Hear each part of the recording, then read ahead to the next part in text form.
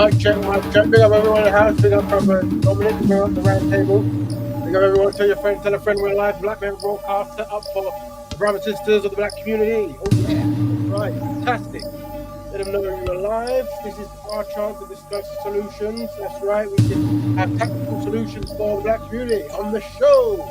Let your friends know we're live. It's been a fantastic show. There are a few seconds left of it. Let me actually upload. We'll get the PDF ready. And then, oh, is that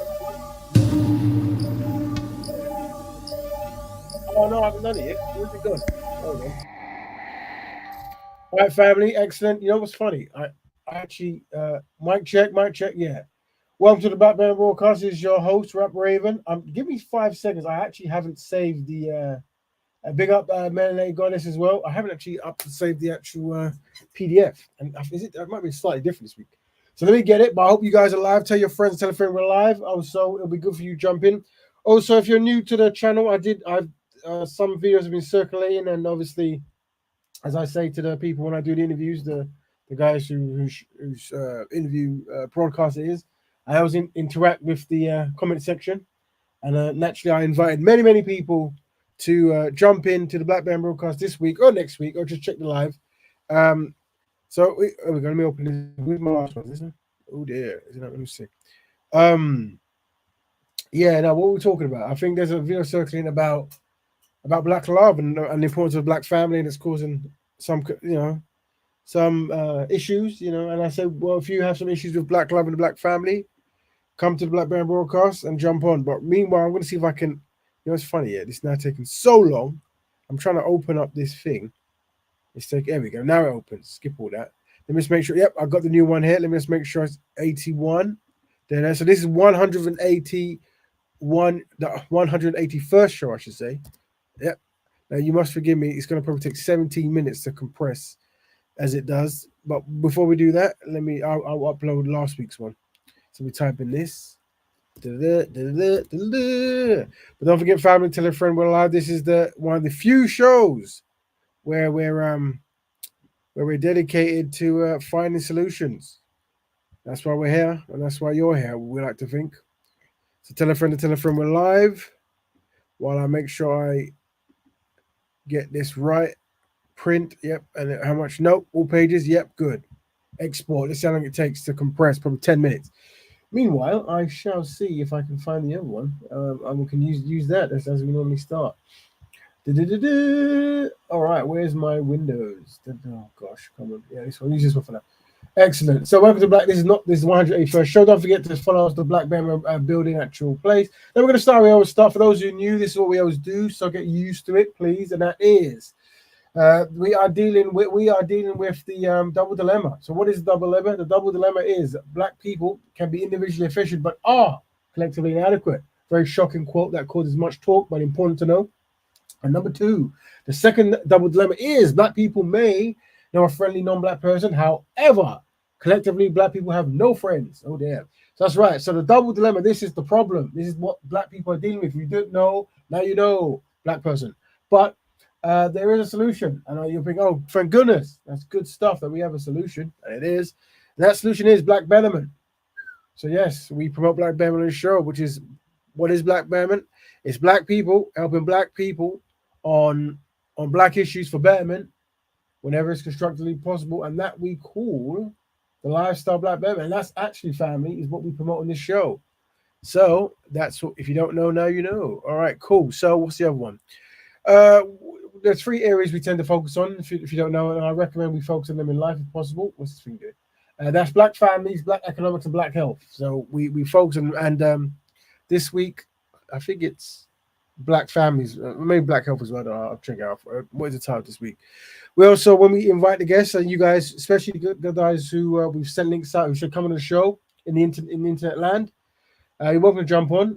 It's for black people to come and find solutions. But when you do, please, if you could practice the 4D values, which is discipline, dedication, dignity, and discernment. If black people practice this, we'll find better solutions. Yes, we will. All right. Try to use your derogatory language. It triggers trauma and anxiety, and it makes communicating slightly harder.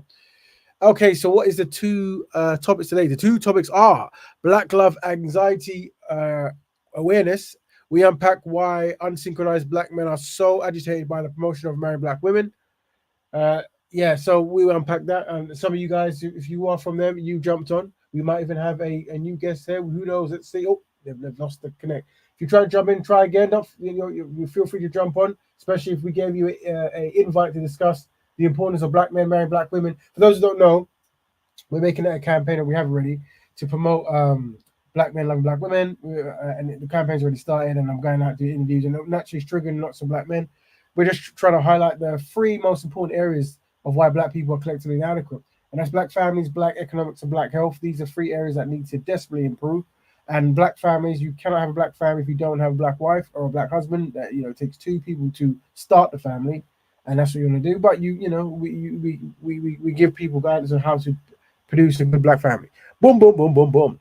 Now, the second topic is remembering the pain of our ancestors. Yes, we unpack how old trauma can be used as a tactic to prevent new trauma, error, and self-sabotage within the black community. So that's what the next one. So what I'm going to do is, it's going to bother me now, we unpack how old trauma can be. Oh, this typo stuff, man. Let me update it again because, wait, we can. Give me 70 seconds. We have how old trauma can be, voila, used as a tactic to prevent new trauma, error, new trauma, new trauma and self-sabotage within the black community. That's what it is. Two things have combined. We unpack how old trauma can be used as a tactic to prevent new trauma within the black community. All right, that I hope I didn't put that on the printout. That would be mad. I probably did. What, bro? These glasses, I'm telling you, need new ones. Anyway, let me save that again. But yeah, so let me play some videos. Gonna go some fantastic video for you guys, and then we can start the discussion. Feel free to jump in. Like I said, we have an open forum here, so feel free to jump in, and then we'll see what happens. I hope I didn't mess up. Anyway, who cares? Whatever. No one's even watching. It literally looks like two things have joined together now. It's software. Anyway, where are we? Where's these videos? It's fantastic. Let's see if we can think of a talking point. So let me 180, please. 180. There we go. 81. I think is this showing you? All right. So what video should I play first? All right. So yeah. Let's go to remembering the pain of our ancestors. We unpack how old trauma can be used as a tactic to prevent new trauma within the black community. I'm sure I mixed up. So anyway, so I saw this video. There's a sister who she did with DMX many years ago, and she seems to be doing the rounds of rappers. Now, I'm not too sure who this rapper is, but she's a woman rapper, female rapper, and I think she's trying to explain to her why there is a value in having self-respect in your rapping. And let's see her technique. So this might be something let's have a sneak peek when I peek. All right. Entertainer? No, ma'am. I want you to come over here, and I want you to read these lyrics to Dorothy Dandridge. Go ahead, read those to her. Oh, man. They would be embarrassing. Read them to her. Pop my butt, pop my butt. Pop my butt, pop my butt. Do you know what pop my butt meant to Harriet Tubman? Do you know what that meant? It meant a whip. It meant a whip to her. Rosa Parks sat on the bus. Read that to her. Go ahead. Everything I want, I have. Really? Everything I want, I have. You know what she wanted? A seat on the damn bus. Sit down, she was tired. Yeah, and you sing that. And what are you talking about? Go ahead, tell her what you're talking about when you say it. But I turn up where I'm at, cause I'm a frost bitch, I pay the cost to be the boss bitch. Oh, you telling Sojourner Truth you the boss bitch? Really? There you go. Bring up the sister. Now, I don't know who the sister is, the other lady who the sister's talking to. She's a rapper or something. Maybe once again, any new rappers I'll probably miss. I'm more old school in rap, underground, So no, but if anyone else does know, so that's a very interesting technique there. Something we should apply, really. It's something that'll be a good idea. We give thanks, brother Kel, King Kel. Welcome to the Black Bear Broadcast, Black Betterment brother. Black Betterment brother, Raven. And also Black Betterment job and big got King man. There you go. Thank you, family. So we're looking at the topic is remembering the pain of our ancestors. We unpack how old trauma can be used as a tactic to prevent new trauma within the black community. So this sister, and she does quite risque lyrics and this kind of thing. And this sister here, this elder, is telling her, try to rap those lyrics to your to sisters who were fighting in the struggle many years ago.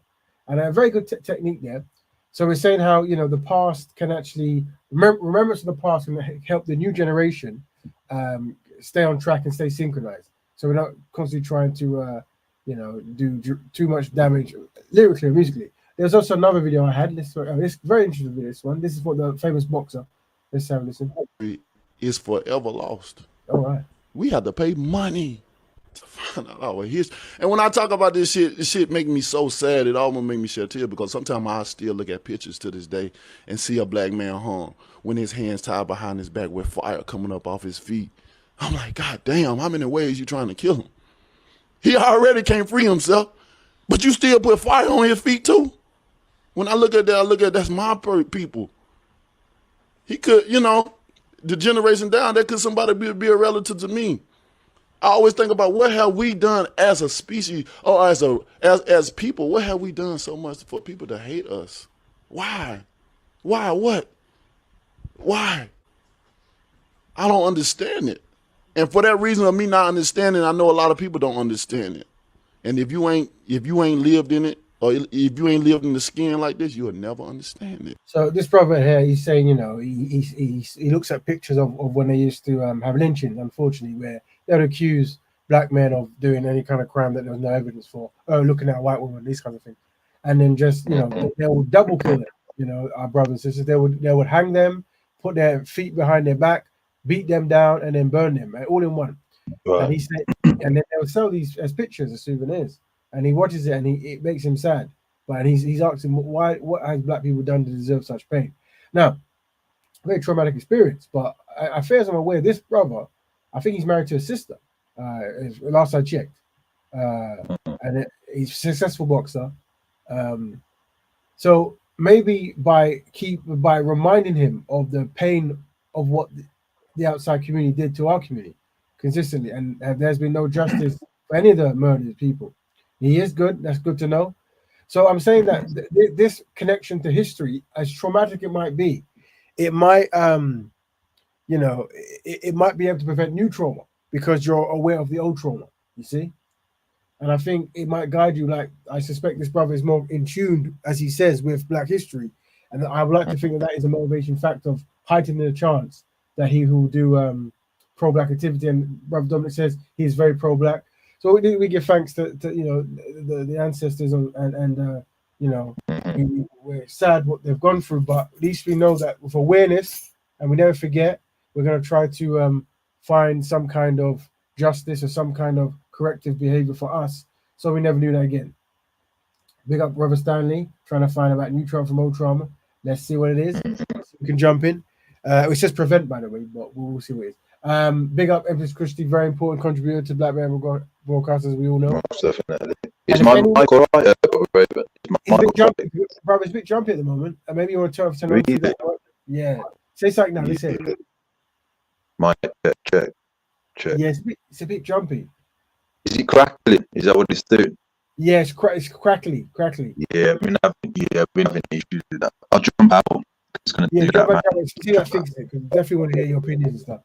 So brother's gonna see if we can fix his mic. I was on Clubhouse the other day, and my phone area is mad, so it was jumping. I was trying to stop brothers and sisters from arguing, and I was doing no good because we need to sort this mic stuff out sometimes, but it's very challenging. Anyway, so let's see what else I've got. See other videos that might contribute to this topic.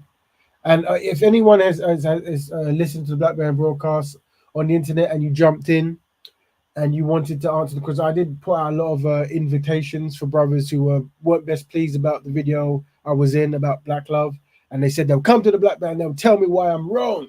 So I said, you're welcome. So if you're in the group now and you're listening, don't feel intimidated. Click in and let us know why you think that Black men marrying Black women isn't necessary to be known as pro-Black.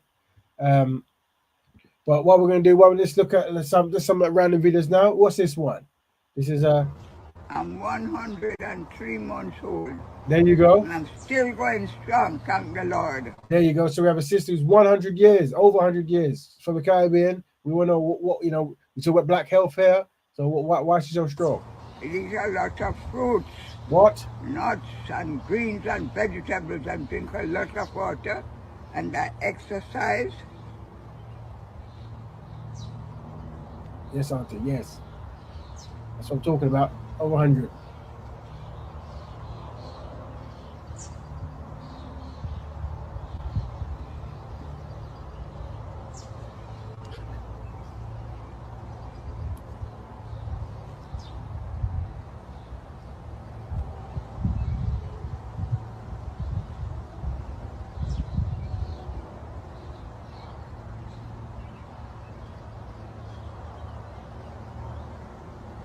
Look at that. You know what? We might have to put this in the intro for the Black Health. There you go. Big up the auntie there. Don't forget we promote Black Health here. Sometimes we promote a lot of things, but usually certain things linger longer because we talk about the third eye matrix here, as in like when you tell brothers and sisters the truth, they go through the 5 stages of grief. And one of the truths that's most triggering is the importance of Black love, and that triggers a lot. So we don't get as much time to spend on important things like Black Health, but it is primary that you are healthy. So yeah, remember that. Where else is this thing going on? Video. Don't. Okay. What else we got? What else did I see on the interweb? And what? Oh, that's the one. Not this one. What is you being a Yes. fan? This Black love anxiety, memory pain, Black awareness. Right. And something I saw as well was this, brother. Yeah. And this is another. So I saw it on a thing. I think his name is Jeremy O. Harris. Or maybe I'm right. Yeah. There you go. And can you be pro-Black if you marry, see the logical standpoint? And I'll wait down. Can you be pro-Black if you never marry? You can be, funny enough. You can be. You can be. You know, you can be. We can unpack that, Stanley. I know that's something that you want us to ask. You can jump in. But remember, it's the choices you make, and not necessarily choices made for you. So anyway, this brother here, he's talking about something called blackout. I think they call it blackout. And it's where you send an invitation to something where you send the invitation to Black people, as in, and I guess we've been blacking out for years then, right? Because that's what we do at home. But I think he was on some BBC thing because they were confused. I'm not best pleased by it. But I do want to unpack and do as a case study him individually. But let's just play for an idea that obviously we do, but we want to promote anyway. If we got a word for it, we'll take it. That by inviting Black audiences here, you were uninvited. On Broadway, there were nights where tickets were only sold to people who identified as Black. Are you going to do that in the West End? I'm so excited to, yeah. You are? Yeah. I mean, I think that one of the things that we have to remember is that people have to be radically invited into a space to know that they belong there. And in most of our country, in most places in the West, poor people and Black people have been told that they do not belong inside of the theater. If the price of that is saying to people who are, just because they're white, you can't come, you're not allowed in this space, does that make you uncomfortable? Well, no one's saying, listen, there are a litany of places in our country, in all of our countries, that are generally inhabited by only white people. And no one has questions about that. And no one is saying that by inviting Black audiences here, you were uninvited. The idea of a blackout night is to say, this is a night that we are specifically inviting Black people to fill up the space, to feel safe with a lot of other Black people in a place where they often do not feel safe. Let's not act as though we do not know that culturally, Black audiences and white audiences respond to things differently. No one is. Yeah, it doesn't inspire much, but I don't like dig into a person's private life. Obviously, the brother is an open, same gender loving individual. So actually, we asked the question. It's good he's doing Black stuff, and he's saying that's good. But obviously, I found the brother. I think he's dating an Asian man. So that's nothing we're looking at. So even in the same gender loving community, certain people of prominence tend to not date the men of their own thing, which is very interesting. Well, so it's almost like we see the same pattern when we look at the political party. So where men, they were not dating Black women, and the men who were homosexual or same gender loving end up marrying a European man or another man or whatever. Interesting. So we always say that, and this is the thing with people who've got good ideas. We support good ideas and stuff, but we do have very clear agenda we're trying to push, and that's constructive black man, constructive black woman. And but this idea of blackout is very good, trying to send out invitations to black people to do certain things. So we big up the brother doing that. But yeah, that's what I was interested. We like to do our research here when we see ideas floating around the place. What else we got? What videos we got? This is a very important one. It's just and from African family. What would your family say about you bringing like an American woman? My daughter's mom is American. Most African parents, if we're being honest, they would actually prefer you bring home a white person. It's messed up because like we talk about Uncle Tom's and racism and what it did to African Americans, but colonialism did a number on Africans. So a lot of Africans, they default to thinking white people are superior. So it goes from white people to Asian, Hispanic, and then black. America's number one export is entertainment. A lot of Africans know our culture as far as our food and our clothes and things like that, but we don't necessarily know the context. So we don't consider y'all's context. So we don't think about Jim Crow, or we don't think about, post-traumatic slavery. We don't think about that stuff. So we just look at it kind of like how Asian people look at it. Why are those niggas acting the way that they do? Even though we have a kind of similar story, we don't make that same connection that, oh, this happened to them, then this happened to them, and this happened to them, and it's still happening. So that's why we have that same kind of mindset. Brother, they're talking about in some African households they're taught not to be intimate around African Americans, and then there's a hierarchy. So if you're gonna get married, there's white, Asian, everyone else, and then African American. So this is once again inadequate behavior. This is part of the double dilemma, and something and this will contribute to the civil unrest that we find in certain communities, and it's something that we have to have solutions for. Really, we understand the 5 stages of grief and how it manifests with trauma and stuff, but definitely something to be aware of. And so whenever you see civil wars going on, we've got to have a solution and a way of operating that can minimize anxiety and maximize unity, and just keep that on the table of things to be working on. Yeah. So what else we got? Let's see other videos. Brother Umar was talking about something. Oh, I saw Wiley came up again. Prince, is it this one?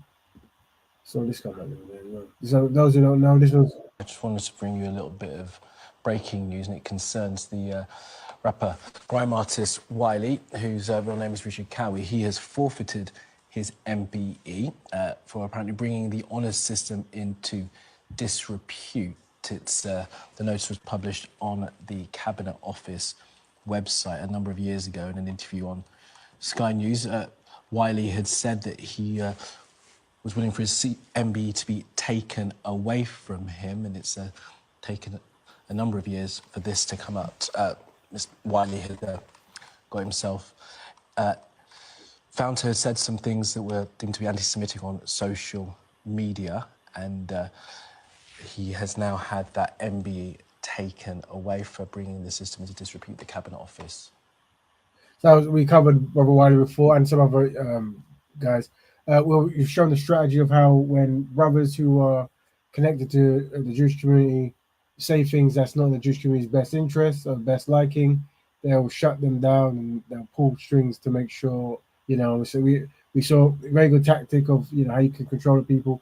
And so you see that even though you have many artists who can do what they want, say what they want, when they want, inward towards the black community, if you say anything that's not to the best pleasing of the people who sign you, and the kind of thing, they'll shut you down and take away honors they've given you. So, take it away. And that's how it works. So just, these are the things to remember to help us stay synchronized and organized and stay within, all that good stuff. Oh, yeah. What else you got? Let's see what else. Wiley. So another thing as well. One thing, so we go out and we do these talks, and then, as we're talking, and we're trying to promote Black love and Black Betterment and these kind of things. They get a whole lot of text people jumping, or even people jumping on the audio, and they're very negative, very, dedicated to undermine Black progress. But remember that a lot of these people, they call Mickey Mouse 2, jump up and down 1 or whatever it is. You don't know who they are, but a lot of them could just be anti-Black racists in disguise. Best ways to drain people's energy nowadays is via the internet. This woman is an astrophysicist. Actually, this is not how space works. Read a book. Now I just wait for the comments to come in. Hey, can you mansplain any louder? Yeah, sure. These are all different accounts that I have set up. The energy you get this way isn't quite as pure, but if you do enough of it, it'll fill you up. Shanghai sucked. Where was the Chinatown? Jason Mraz is just too weird for me. Jesus actually hates horses. Childhood obesity, LMFO. When they call you a dumbass, you know you've got them. They called me a dumbass. Women are getting too tall. Yeah. You can drain their energy via social media without having to even be near them. That is racist. You're correct. It is. Oh, yeah. Yeah. Yeah. Oh, they hate me. It's surprisingly simple to get total strangers completely furious with you. They should get a life. So I don't know if that's a skit or a funny joke, or maybe a serious thing, but it's time to remember that when we go out in the world and we talk, a lot of the responses we might take serious, but the people who send them are not serious. So not try not to drain your energy when you try to do constructive work, because some people are dedicated to undermine progress. And that's one of the techniques they use. Then let's see Brother Umar, he had something to say, which is connected to one of the topics. Let's hear this. Very important stuff he said. Let's hear it. Oh, it's for the cost of the community. It's for all of them. What they do it at the cost of the community. Every rapper, every singer. Me and Nick Cannon, I was just interviewing with him last weekend, and I don't want to get too deep into our conversation because it hasn't been released yet, but we had this same conversation. You know, at what cost, and when is it acceptable, and when are people like Dr. Umar being too critical? And my response to that is, look at any other culture. Would they tolerate their children doing before their babies what we allow our children to do before our babies? Nobody would tolerate it but us. You know why? Black people have no allegiance to the black community, and they're not forced to be accountable to the black community. We're the only community I know of that has no sort of behavioral modification structure. In other words, every culture gives out rewards. That could be a job. That could be a little reward, right? That could be a house, and they give out punishments. Let's take the Italian mafia, right? Back when the mob was around and prominent. The families fought each other, right? There was a lot of murders in the mob. But guess who better never die? A woman, a child, or an elder. You want to come shoot up the block? Fine. But you better not touch a woman, a child, or an elder. If you hit one, we take your life. That's mob rules. And guess what? No women and kids ever died, because you would be held accountable for that. Now let's come to Washington, D.C. Let's come to Philly, Chicago, Detroit. They kill the moms.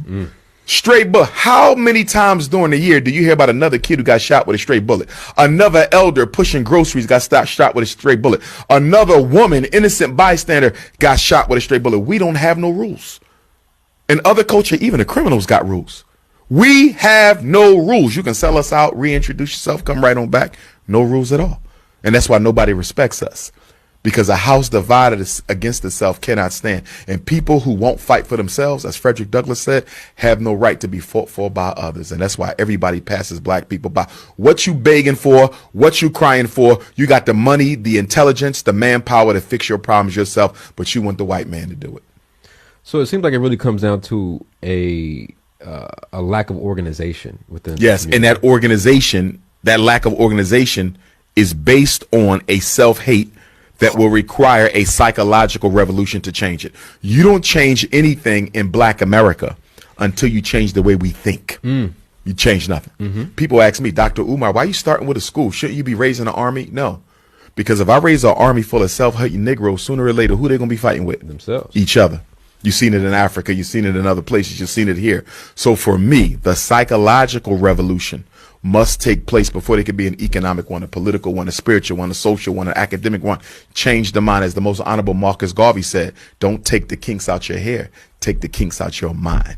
What did Carter G. Woodson say, friend of Marcus Garvey? He wrote Miseducation of the Negro while Mr. Garvey was incarcerated in Atlanta. Carter G. Woodson said, when you control a man's mind, because this is essentially what we're talking about, and everybody you're talking about was basically educated by white folks. So we got to keep that in mind. All these gangster rappers and sexualized rappers and gangbangers and drug dealers, Who was their first teacher out the home? Caucasians. So they were never taught to love themselves. I'm not saying the Caucasian taught them how to sell drugs. I'm saying that they were able to sell drugs easier because public school in Washington, D.C. never taught you how to love yourself, never taught you how to honor yourself, never taught you that your community was something worth preserving and protecting. Carter G. Woodson said, when you control a man's mind, you don't have to worry about his actions. You don't have to tell him to go to the back door. He will go without being told because the conditioning of his thought has made it so. And when he get to the back door, Dr. Carter G. Woodson said from right here in Washington, D.C., if there is no door, he will make it and walk out. That is the American Negro. The white man need not fear your action because he's the one who engineered your thinking. And when it comes to reprogramming your thought, that kind of goes back to the influences, not only just music, but what we see, on social media. Or the lack thereof. Or the lack thereof. You see what China did? China just passed a law. Because, the Chinese, they're pretty much the world superpower.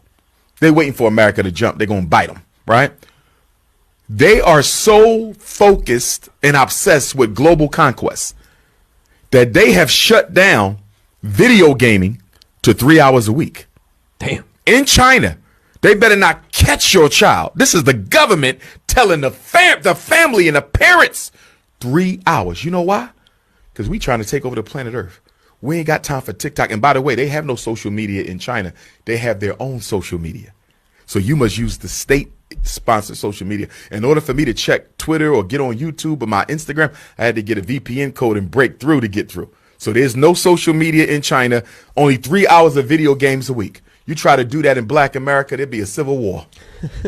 You know why? Why? Because our single mothers, no fault or shame on them, they use social media as the new babysitter. Black women are so thankful for social media because before I had to find a babysitter, I had to pay somebody. Now, I give my son a smartphone. He's 6 years old. I could sit him on the couch for hours. For 12 hours and come back, and I promise you he'd still be where I sat him down. You see that? So social media has been the new mind control instrument for Black America. Now, you do have some states now trying to pass laws to curb social media. But guess what? Nobody's going to enforce that in the Black community because one of the greatest things that happen for racism is social media in the Black community. Church for the adults, social media for the children. A grand distraction. And what? Brother again, his thing. But the area we focused on was rules. Yes, rules and upholding rules. And the good thing about this brother does is because he's another one who's very on the whole, Black man be responsible, have Black woman. People are making now they're making these kind of memes and stuff. So I saw this one.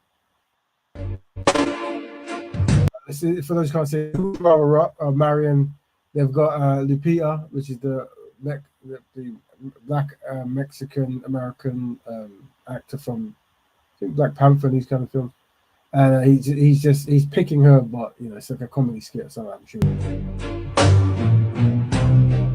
You make it look like it's magic.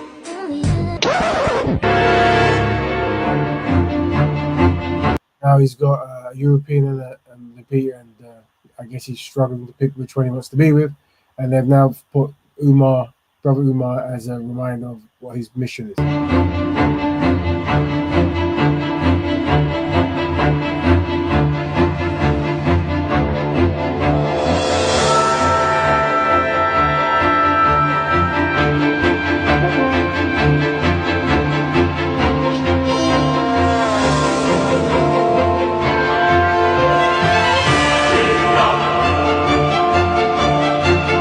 Black power.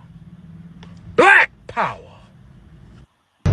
Well, now, some questions by Brother Stanley in the thing. Let me see if I can find. So, for those who missed last week's show, I was on a show called Breakfast for Powers. Where is it?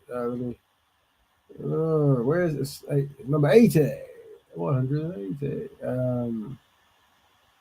I think it's. Where is it? Where is it? 80.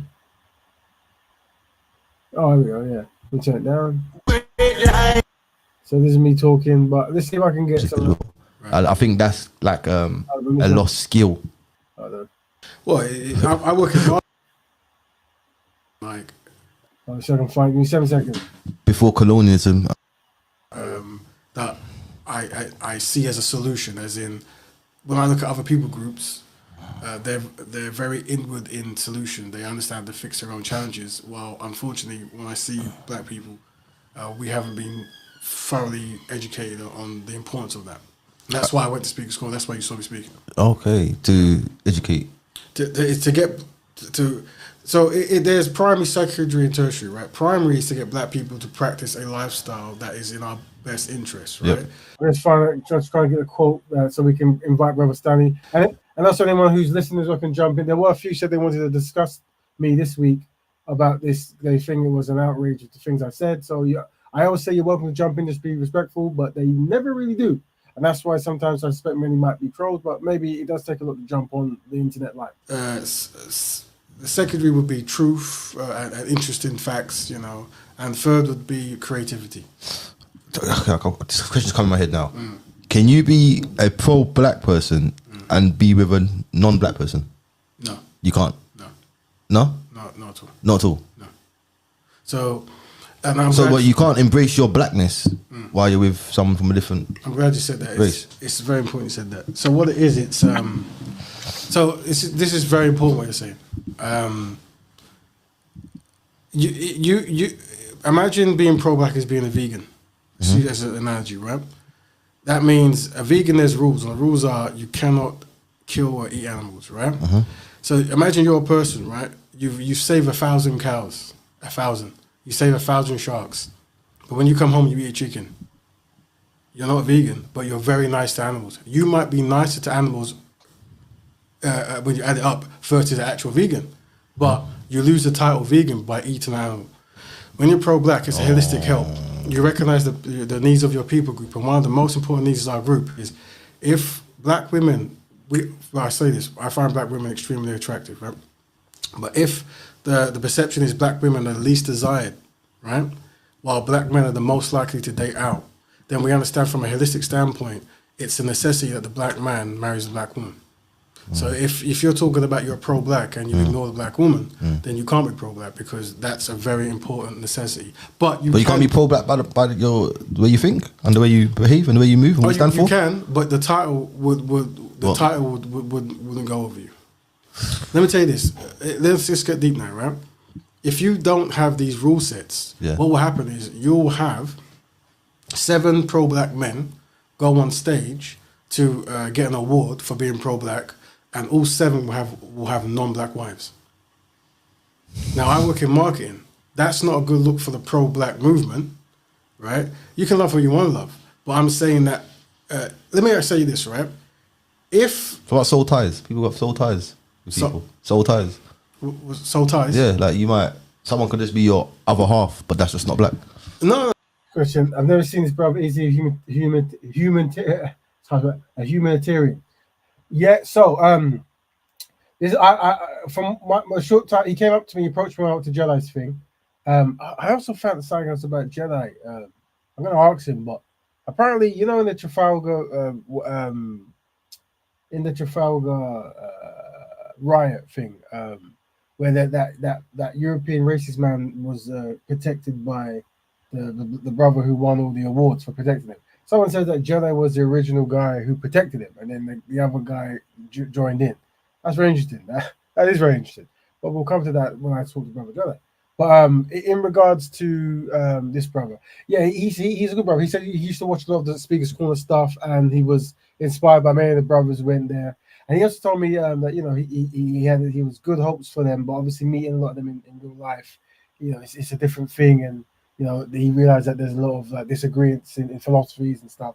And I told him, well, brother, if he needs anything, I'm always here, and he was kind, and it was a nice show. He's a good guy, and he's very professional.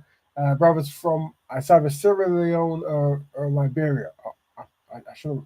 It's one of them. I forgot to write down. But good brother. Powers for breakfast. His show. But yeah, I kind of got the sense that a lot of them brothers were speaking to him, and some of their ideology washed away on him. And because I think in this interview I said I'm pro-black. He says, "Are you pro-black or are you pro-truth?" So I was like, they've got to you. All right. So he did the campaign to get you back on track. All that kind of making pro-black some kind of mad thing. Because once again, what they'll do is they'll say, "Oh, when I went to jail or when I was on the street, a black man tried to beat me up, and a non-black man helped me up." So I don't not all skin folk is kinfolk. And we say the answer to that is open door elitism, working with constructive black people who want to, that's the solution, not having some universal concept that can't be tracked. But anyway, good brother still. But anyway, yeah, he was asking those questions. I think he was just playing European advocate and this kind of. But you represent black. No, what I'm saying is the example I gave. This is very important. The example I gave about veganism is important. I get that. It's like the title. The title's gone. So the thing is, will it help vegans if you could eat meat and be a vegan? No. No. Does it help black people if you don't have your primary as the woman in your group? Also, we study something that's known as racial whitening, right? Very important, very important. What racial whitening is, as it pertains to Portugal's and Spanish countries as well as Australia, where it was a strategy of Europeans to destroy black people by making them not marry black people, right? So they had a strategy where. Feel free to jump in, brother Stanley, if you're not best pleased with pro-black love and this kind of stuff. If we make the lower class questions about what if a pro-black man never gets married, this kind of stuff, jump in if you like. And hopefully, there's anyone else watching who was invited, who saw this show and wasn't best pleased with the dedication to black love and black women. You said you want to come and jump on. You're always welcome to jump in. No, there is no mistreatment on the show. We're all constructive. We're all trying to find solutions, and you're always welcome to jump in. Feel free. Europeans marry black people. After 2 or 3 generations, we will have non-black people who are just white people with black ancestry, and then they can join the white people. And this is a way of taking away resources, not paying reparations. Okay, yeah, that makes. When you said not pay reparation, that makes sense. Still. Yeah. So these are the strategies that they had in Australia, Brazil, America, the Portuguese-speaking places in the Americas, right? So if you're conscious and you're aware that these strategies were used before, so black people have no power and were forced to marry non-black people in certain areas, while now black people have freedom, but they're doing the same behavioral patterns when they become rich and wealthy. Then when you connect the dots, you go, is this not part of the dot connected? As in how black economics gets stopped is by not marrying a woman. But your wife is your first business partner, isn't it? But what are the percentages? Because I know media display certain things to us, but what are the real percentages though? So with rich black men and marrying black women to rich black men marrying white women. Around about 70% of black men marry black women. This is not, so this is good. Rich. We're talking about rich. No, but I'm saying black people. Yeah. But the issue is when it comes to being richer and stuff, the percentage it goes up. So you're more likely when you're black to not marry a black woman the richer you get. Right? Why is that? Why do you think that is? Well, historically, some people think that it represents by having status. Yeah, status. Some. So do you think the black brothers today are thinking of statuses when they're trying to marry a white woman? It's multifaceted.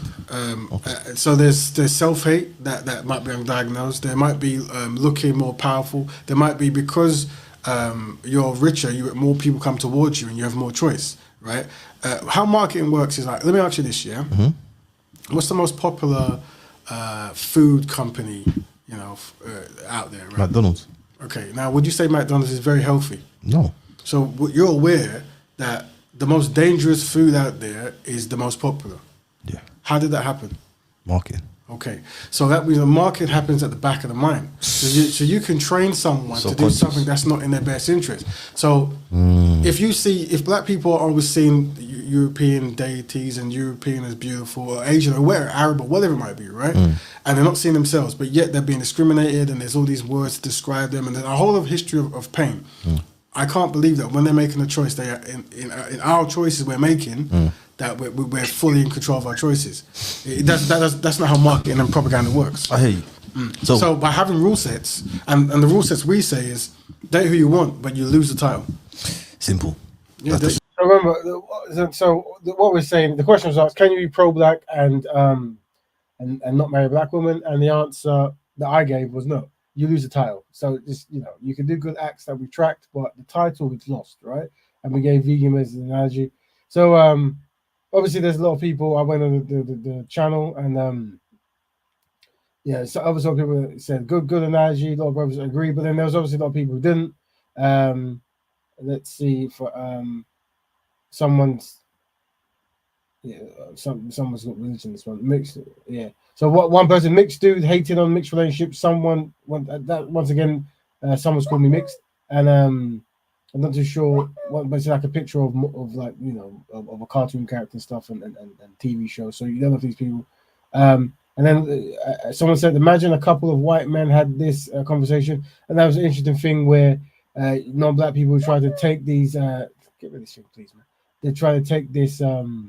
The things you're saying to rebuild your stuff and try to equate it to them. Then I got a lot of long stuff I won't read out now, but I do respond to those things. Here's one. I'm pro humans, and that's that. I think is that a sister or black? I think that's a sister.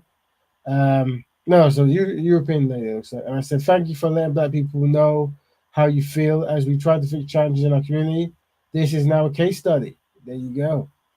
What someone said. So basically, you can date outside your color group, race, even if you are not drawn or attracted to, just to be pro-black. Black women are the most desired. That's a fact. You can be for the betterment of your people while dating a person from a different color group, race. Pro-black is a buzzword, and then also I had to jump back and go. Let's see. What did I say to this bro? Oh gosh. Please, I just told him to jump in the chat.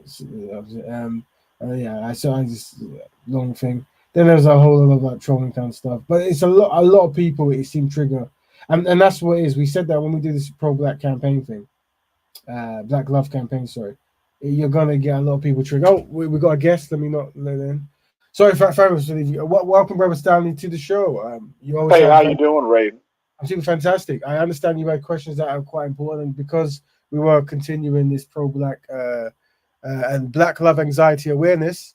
We unpack why unsynchronized black men are so agitated by the notion of marrying black women. So you had a question. Do you want to answer, brother?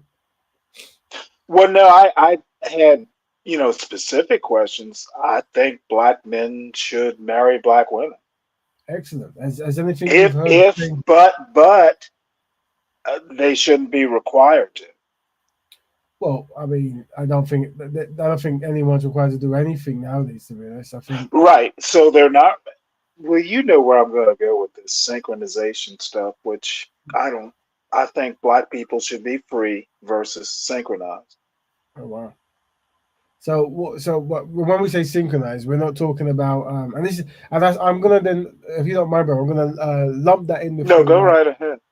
I'm gonna lump that response in the whole the whole are you pro-black or pro-truth kind of thing, where when you try to give brothers and sisters a method of consistency, meaning you can make a choice to be a team player for an outcome that is in our collective best interest, then we start coming up with these kind of responses of you're losing your freedoms. And I think now that's a very interesting point. You see? So then this I remember. Well, no, I'm going to push back, but please finish because I interrupted you. Yeah, you can push back, but one thing when I talk to you, and that's for all the people listening and people in the internet web and all this kind of stuff we hear, the most important thing I can demonstrate as a case study when we talk to our brothers and sisters is that we black people are collectively inadequate. It's very important because only by acknowledging that we're collectively inadequate can we actually be motivated to try to be collectively efficient. And whenever we talk about methods of being efficient, like teamwork, dedication, and these things, we create marketing for ourselves to undermine it. So this we just demonstrated there, where the brother was saying that being synchronized or being, with a team, this is losing our freedoms, even though everything is based upon choice. You see, everything's based upon choice. So when we use the term open door elitism, that's what we mean, as in only a small people are ever going to want to do something, and they're going to want to do it because it's the right thing. And those are the ones we have to go to for guidance and for furtherment, because unfortunately, many of our brothers and sisters are still tremendously unsynchronized and tremendously. Okay, well, it sounds like you're making a Du Bois point. Maybe you have to break that down. So essentially, when you say elite, you mean like a talented 10. So that's something that W.E. Du Bois pushed, and what he thought was. Well, that's why I asked if you were making a Du Bois point. And I love people. I would love people to make the connection because it will cause a certain level of anxiety because of the. Well, help me make the connection. Well, let me jump in so you can jump out, and that is that W.E. Du Bois. What the brother said was if you have like the most talented, smart people lead, then things will trickle down, and then you have guidance. This theory didn't really work, and I think one of the things we're saying here, or at least I'm saying, just to be more clear, is the people who are going to lead the black community are the people who want to. The people who are truly dedicated and truly don't get any enjoyment from trolling black people or undermining black progress, feel it's the end of the world to marry a black woman, this kind of stuff. These are the people who are going to be best suited. So they practice the two U's, brother, which is utility and unity, and that's what the open door elite is. So anyone's welcome, but unfortunately, not everyone wants to because they want to practice pro-truth, humanitarianism, and freedom. You see, they don't want to practice black betterment. Wow, that's man. This could be a 2-hour conversation because I'd have to chop your answer up into into pieces. I see. Let's start with who in the black community, and I'm gonna, I tend to be kind of, I know the American black community, but let's expand it. Who exactly is influential in a Pan-African black diaspora? Who is influential that says it's the end of the world, to marry a black spouse? Because I can't think of anyone who's influential who makes that point or espouses the point. Right. So we were virgin hyperbole there, but if we go into that No, hyperbole, it's a direct question. It's not hyperbolic. You mean you were? Yeah. So the end of the world is like where the planet blows up, and well, who's anti-black marriage? So here's what it is. It's more so, and you might be able to give some insight on this. It's more so that when we promote black families and black men marrying black women, the anxiety that it seems to trigger, and it will have people jump in and be all or nothing at all, or maybe even aggressive, and this is a case study. The question is, what is it about? But more importantly, if we want to know why such a aspect is so important, but yet very rarely openly promoted, I think that's what it is. I think many brothers and sisters. Well, let me ask you a question. Do you think I'm anti-black marriage? So the thing is, brothers and sisters can actually have. Well, no, that's a yes or no question. Yes. You don't have to. You don't have to qualify it. Yes. And I think you're wrong. Well, what have you ever done to demonstrate the value of black love, black marriage? What is it that you? We've had this conversation before. You're confusing. Now, maybe it's particularly American of me, and I think you're a case study of not really understanding America or what it means to be free. In my opinion, the measure of pro-black is a black man not caring what other people think, because he is free to choose whom he marries, what he does, when he wakes up. I could go on. So freedom is not who you marry. Freedom is choice and being able to make it without consequence. And being free not to really care what other people think. So let me jump on that because that's important. So this is the analogy that we're trying to break down and have solutions for. And that is whenever we get the opportunity to speak about what people are doing or could do that could actually bring a better tomorrow, furtherment, community building, this kind of stuff. We start talking about freedom. You now can do what you want and don't care about what others say. This is not how collectivism works. It's not how a team works. And this is what we value. And you're not isolated in your approach, brother. Or maybe many others. Remember, the double dilemma says that unfortunately black people are collectively inadequate, and that's because what you're saying now is the value. Well, what we see is other people groups don't don't push that. They understand the importance of teamwork, and that's what we're trying to help is let you know that. Okay, well, being individualist doesn't necessarily mean you're not a team player. That's exactly what it means. That's exactly what it means. No, you don't understand your terms. I'm serious about this. Just because you are free individually does not mean you can't be a team player or pro-black or pro whatever ism you want to be pro for. Excellent. So what we find is whenever we set up purpose-based stuff, and everything we do is a case study to demonstrate the double dilemma. Let me just let me go to the page. So this is now a tactical meeting, really. But hold on, let me. Okay, well, I don't have to rely on slides. I actually know my argument. Where's the thing gone? No, it's not for you. It's just for the core and all that kind of stuff. And stuff. Got it. But just for consistency and stuff. But yeah. So so what it is whenever we brothers and sisters are trying to build and stuff, whenever the unsynchronized jump on, they'll never add on to anything. They always have philosophies that talk about individualism, not being team based, and this kind of stuff. And I see it a lot. But then I also see behavior patterns from them. And it seems like a lot of the energy is actually more of this inclusive kind of thing and humanitarianism. We are the world, we are the people, this kind of thing. And that's good. But the reason why it is quite problematic is it can go under this framework of negligence. What we mean by that is whenever someone is trying to be universal with free or everyone's equal kind of this mentality, if they're from a group that's actually doing so you don't think people are equal. Well, here's what it is. I think in theory, everyone in spirit should be in an equal position. However, in reality, Black people are collectively in an inferior position. So the question I don't disagree with that.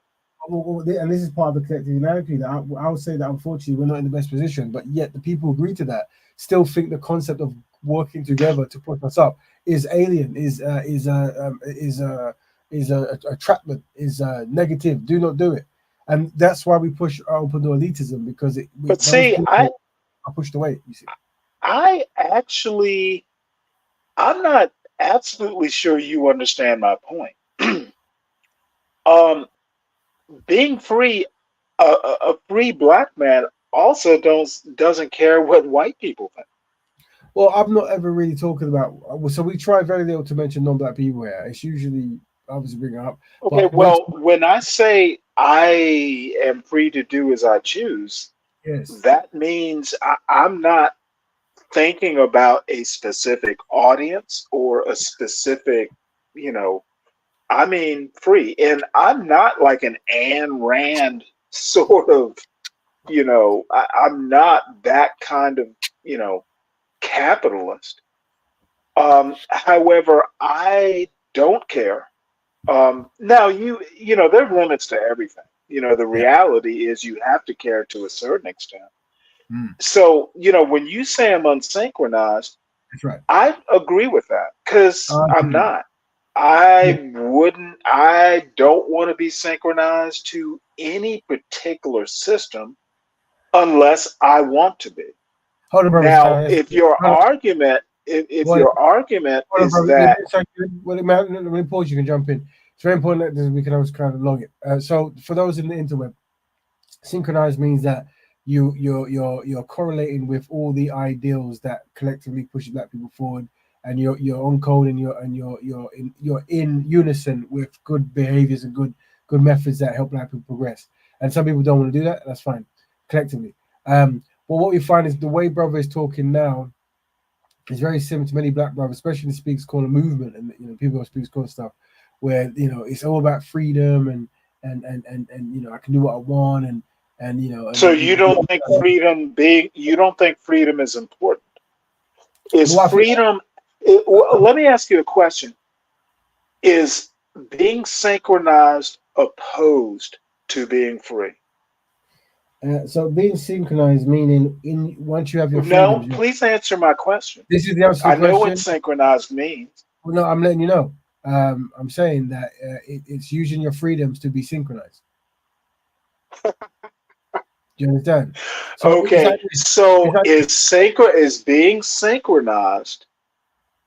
You know what? You make a very interesting point. Very. There was a civil war in the United States because there were states who wanted to be able to choose slavery. Okay, slavery is anti-freedom. So your point makes no sense. My question was, is being synchronized antithetical to being free? No, Can these you are be free to choose and be synchronized? of course you can, but it's like this, Well, right? prove it, because I'm not hearing your argument. So it's like this, right? When the people put values on words, right? But the words define the choices that someone makes. If someone says they're a vegan, we know what to give them to eat. If someone says they're a meat eater, we know what to give them to eat. Yeah. See, Hold on. that makes no Context. sense. Here's the context. When someone is synchronized, that means they're working in unison with other black people or within a lifestyle context to further black people within a particular like arrangement or a particular lifestyle or a particular thing that collective people come together to do something, right? So so when we say synchronized, it isn't you're bad, you're good. It's we're doing something and something you're doing is not synchronized, or it's unsynchronized, meaning it could actually literally definitely will be sabotaging what we're doing if it's done in close proximity, right? So Can I push back a bit? Well, you've been pushed back a lot, but go ahead. You brought up it's like being vegan, where other people know what to serve you.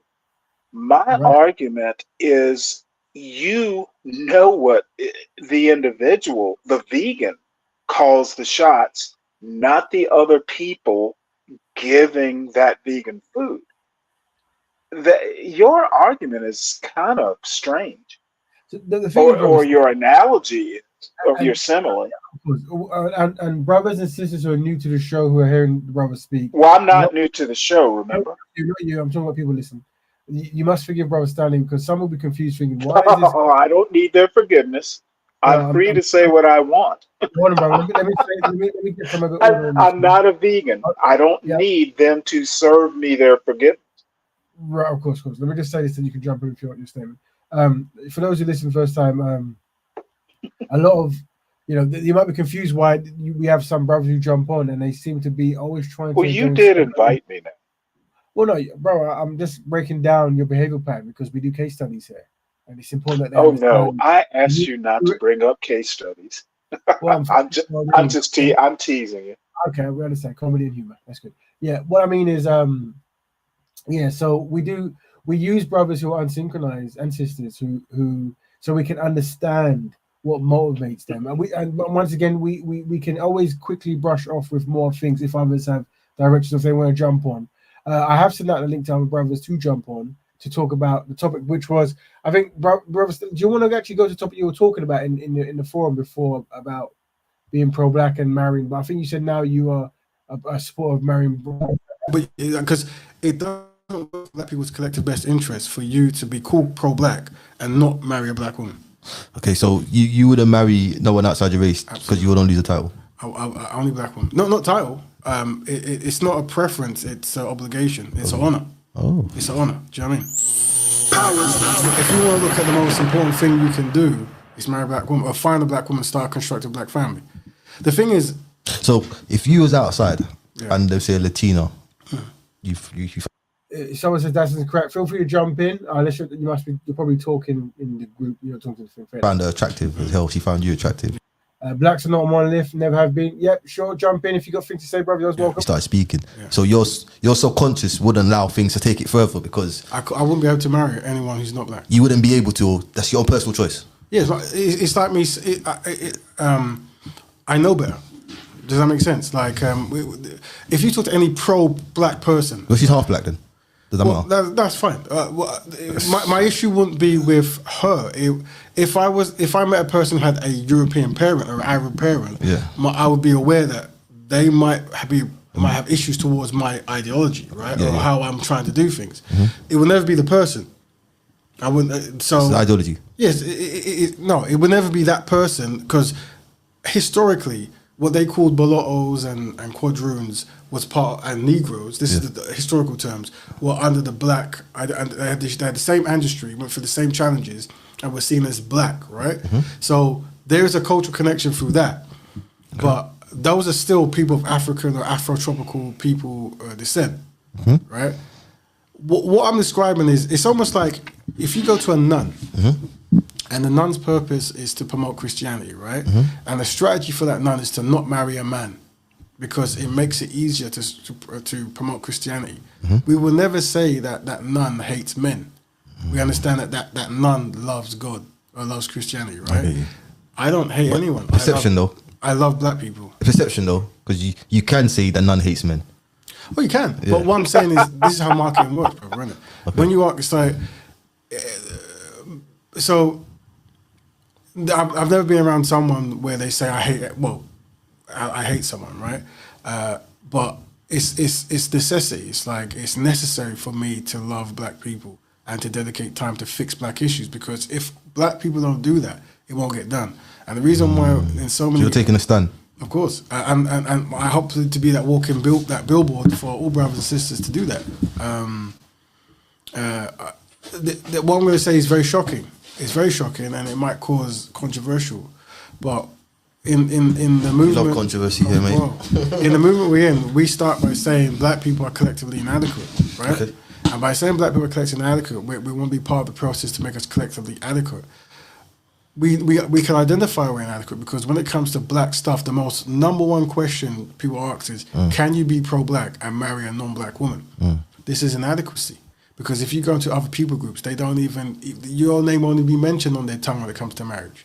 So why is it that, once again, the back of the mind marketing, we're programmed to be subservient, right? Historically. I hear you. I'm just asking. No, I hear that. So what I'm saying is, part of the Black Betterment movement I'm part of, right? We're making the Black Betterment blueprint, and that is how can we live that's going to improve black people collective forwardness and progression, right? And then the question about women, it's more a question about family. How do you make a black family? Constructive black man, constructive black woman, make a constructive black family. They're the first in your economic connection to other black families. So your collective black family, working out families, sharing economics, building, that kind of stuff. Okay, so that's the catalyst to why you started Black of course, without question. Build. But it's a bit of a catch-22 as well, though. Go ahead. A little bit. Tell me. Because you could be with someone and come into your awakening, but you might have had children with them already. Yeah, so what are you going to say now? So we if you come into awakening and he wants to be pro-black because he's learned some stuff and knowledge and he's up now. He can do beneficial things for black people. But he's not pro-black. He's too late. It's too late for him. No, the title. We wouldn't call him pro-black. We'd say he's a good black brother, does black things, but we couldn't. You would lose the title. I get that. But more important than that, pro-blackness isn't something that I control, right? We and the brothers we hang around with and sisters, we promote something known as Black Betterment Building, right? There's two types. There's black betterers and black betterment builders. Black betterer is a person in their entire life they're promoting black stuff, pro-black, and fixing black issues. A black betterment builder is someone who they dedicate their life to one or two concepts. So you can that sounds like that kind of individual where they want to fix black schools or fix black health as an individual thing, but they want to have their own freedom life to not have to be tied down to certain very strict rules. I see. But if you're a black betterer, it's fugazi, isn't it? Well, if you're a black betterer, everything has to be codified. You know where they stand as well. That's straight, because yeah. But I'm saying it's allowing people to be themselves, but do constructive things. Okay. Do you know what I mean? But no mistreatment should happen to anyone who doesn't marry this person, that person. It's just you understand what you have to do, and keep in mind what I'm describing is what other groups do, right? Like that's why they have arranged marriages and this kind of stuff because they understand how economics and keeping things in a certain community. It's very important. If people don't understand what I'm saying outside the community, then they have no idea what black people are going through. They have no idea. I get you, bro. I have absolutely no idea. It makes sense. It does make sense. But what I'm saying is, If you do have a choice, choose to be with a black woman. Make it your goal to find a constructive black woman, because it makes every single action after the fact easier. So, for example, we might bring 1,000 people to your shop, right? So let's say this is your business. Let's say this is your shop and you're selling sugarcane, right? We're saying there's a brother there, he sells sugarcane. Let's get 7,000 black brothers to come and shop in his shop. All right, the brothers said they wanted to jump in and particularly discuss this. They weren't best pleased with the discussion. If you're one of those brothers, you jump in. Unless it's a bit intimidating now, we will be very kind to you. Brother Stanley might have changed his tune since, but I know he had some questions. So when he's ready, he can ask. We're not going to make you a millionaire, right? Yeah. Oh, my bad. Go ahead. No, go ahead. Go ahead. No, listening to what you were saying, you made, what was it? You that made the point that, well, I guess my question is knowing history important for Black betterment? Well, I mean, sure. I mean, if knowing history, I know what it was. You made the point about, to paraphrase, being Black people being spoon-fed history. I don't think I said that. Well, it's a paraphrase, but I think you made that point. Okay. And maybe, because I thought it was a good point, actually. Okay, cool. I mean, hence my question. It is up to Black people to know their country's history, their country, wherever they live. Sure. And it's important that they know history, at least in general. You don't have to accept what you're taught in schools.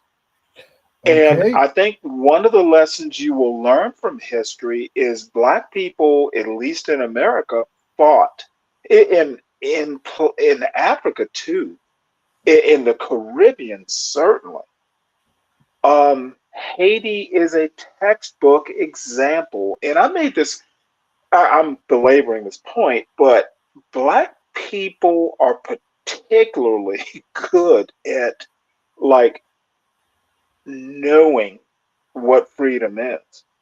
And the one thing Black people aren't going to do is be dictated to. We fought against that sort of thing for centuries. So where is the dictation happening? Just so you can be clear. I think your idea of what will better Black people. Now, I'm all for people buying into being synchronized. I mean, if you want to be synchronized, I have no problem with it. It's not for me, and it's probably not for most Black people. Good, and I hope we fought centuries to be free of oppression. We're certainly not going to buy into Black people oppressing us. Thank you. So what Brother Stanley did is very important. So we push a concept known as open door elitism, and the reason why we push is because of what the brother has said. Is that in the sense of when we talk about teamwork and working for a better tomorrow and realizing the shortcomings and trying to work to fix them, this will never be brought up. What we brought up is, we died for freedom and now Black people are trying to dictate to us, this kind of stuff, right? So this is the type of people you can't ever work with in any kind of meaningful way. But what you can do is you can help these brothers by osmosis or by pro bono, meaning you in a heightened position can give them work, or you can show them how to find work, or you can, do actions like make like magazines and films that show Black people in good light, and then by self-esteem they see themselves and feel good. But these kind of brothers will never really fit into any kind of organization or kind of leadership roles, because they have a very single mentality, and everything pushed forward always is equated to slavery or imprisonment or lack of freedoms and this kind of stuff. So that's why it's important that when we talk about the double dilemma, this is part of the double dilemma, as in that's been collected and inadequate, but it promotes why we have to have Black betterment. But it's to be expected, and don't forget this very important word, open door elite. Go ahead, brother. I'm certainly not gonna castigate your belief in what Black people need. I just think that you are a singular individual. I don't see that as necessary. Um, in two things, actually, I think you are right. If there are kids, black kids who need direction, they should be listening to you, Brother Raven. Here's what it is, Brother But Stanley. for 4 black seconds. people who 4 aren't seconds. kids, 4 seconds. 4 seconds. What Brother Stanley does and others do is they keep using this UI concept when we're coming here with we connect. there is. So you aren't you. Well, no, bro. What you realize is even though you are an individual, You are we. Are you a royal we? Well, I'll explain, and you can jump in with the comedy and humor. All right. What I'm saying is, you realize that there are synchronized brothers and sisters on the panel, and all of us in unison are working together to fix these issues, right? So when we talk about this broadcast, we're talking about we. We're talking, and we meaning black people who are trying to find solutions. So when you say you and oppressive, this kind of stuff, it's like it's like someone is. It's like you're following some kind of blueprint of how to undermine black progress. You see. So it's like this. What? If you don't agree with something, we understand, right? But then it's almost like you're then painting the picture of an option as some kind of loss of freedom, and the option is how can black people live that benefit black people, and then a list of things are given, and those things obviously don't correlate with the lifestyle that you want to practice. So you then become what most black men happen is you get triggered. No, I think you make a good point. That's what's happening. Very good point. So what we've been no, it's a medium good point. I'm sure. Let me know when I can respond. I will. So the reason why we keep you on in these scenarios because your case study is that of many millions of thousands of black men, right? Also the black men who say they want to challenge and talk about these things, and there are not millions of black men in England. Thousands. Well, there is millions black men, but thousands of black men, whoever in the interweb who say these things, but when the opportunity is given, they don't really have anything, or they don't even jump in to speak. And with you, you're someone, and we give thanks to you, that you tend to like hearing yourself in these kind of stuff, and you like to pick holes in things, which is I pick holes in bad arguments. That's what I do. But what what the connection we're trying to say is once a person is consistently close or intimate with a non-black person, they then become a self-sabotaging so they become poisoned. Oh, that's a very good word. I say more self-sabotaging, meaning when you put them in groups and stuff, they're hoping that, what you realize of these people, and I'll explain to the people listening. They will never tell you what's good or what they agree with. They'll only tell you what doesn't work, and they will always paint teamwork. No, I've told you what I agree with, and you actually make good points every now and again. I'm sure I do. But what we're gonna do for 4 seconds, we're just gonna give thanks to Empress Kush. So big up, Sister Empress Kush. Well done for jumping on. Thanks for jumping on. Black Betterment to yourself. No problem. Black Betterment. Oh, family. Big up. She's here. Don't hurt me, sister. I don't know what's happening these days, Brother Raven. I just tend to just make these black brothers nervous. I don't know what's going on. Why? No, yeah, I was joking. You don't make me nervous. I think you're awesome. Oh, thanks, bro. So welcome to the show, sister. So we have this thing circulating now, this Power to Breakfast stuff, and I did send in because as you know, we're promoting the Black Love campaign and the Black Men Pick Black Women campaign, and many black men said they wanted to discuss this with me. I said, here's the link, jump in, whatever. But as of yet, maybe people obviously working or whatever. But they've yet to jump on. No one has yet jumped on to in the interweb, in Interland, or whatever. You've got a lot of Bugs Bunny too, what thing to say, but very few audio kind of things of people jumping in. But this topic a lot of fun thugs. Yeah, of course. But when the opportunity is to have a civilized discussion, especially if you feel that what you're proposing is just out of this world, you'd think that you'd come on and at least have a discussion about it. I just find that the naysayers always feel comfortable, except for like our brother Stanley here. The naysayers always seem to feel comfortable in their own little environment, which tends to they they tend to give each other taps on their backs to reinforce their, their mentality. It says something, doesn't it? It does. Can I answer Brother Dominic's Let me read that. question? Raven asks Stanley, why does he come onto the show if he doesn't agree with the basic principles of Black Bearman? That's a very good question, brother. Would you like to answer that, brother Stanley? Yeah, because I like talking to you. I like Kushti. I like Kale. We have interesting conversations. Does he? Does he assume? Because obviously, I respect. Yes. There's respect. We just don't agree. Let me ask you this question, brother. I asked it in another panel. I gave the brothers on that panel a week of homework for them to have an answer. So maybe you wouldn't have to answer it now, but it's something to think about for homework. What would have to happen or say or be done or change for you to want to practice Black Bearman? You know what? I believe that's an interesting question. Yes. I think if slavery were still a thing in America, it would be necessary.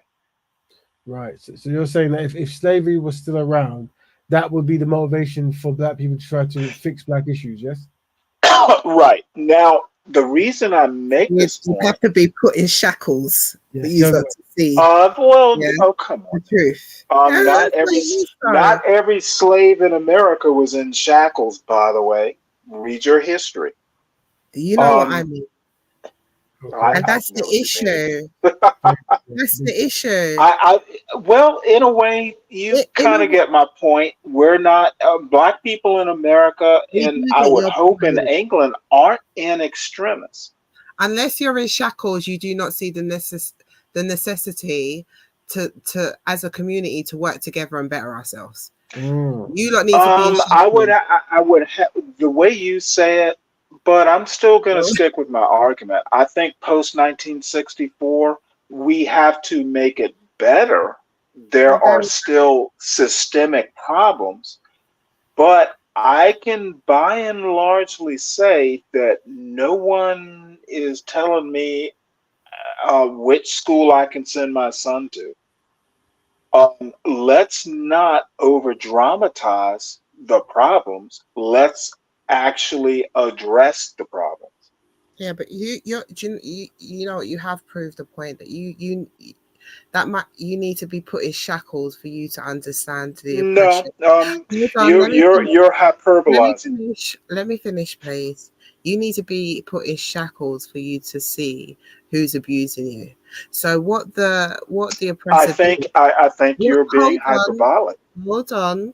What the oppressor did said when he saw that, and he saw that that's how Black people moved, he said that there will never be another Black Messiah. I will never let Black people ever come together again. Right? That's more that, right? Now, what year was that? What year was that written? Hold on, Stanley. Let me finish. Right? We know this. We've heard these words. They're documented words. Right? And since then, when? Stanley, you should do your history if you don't know where that quote comes from.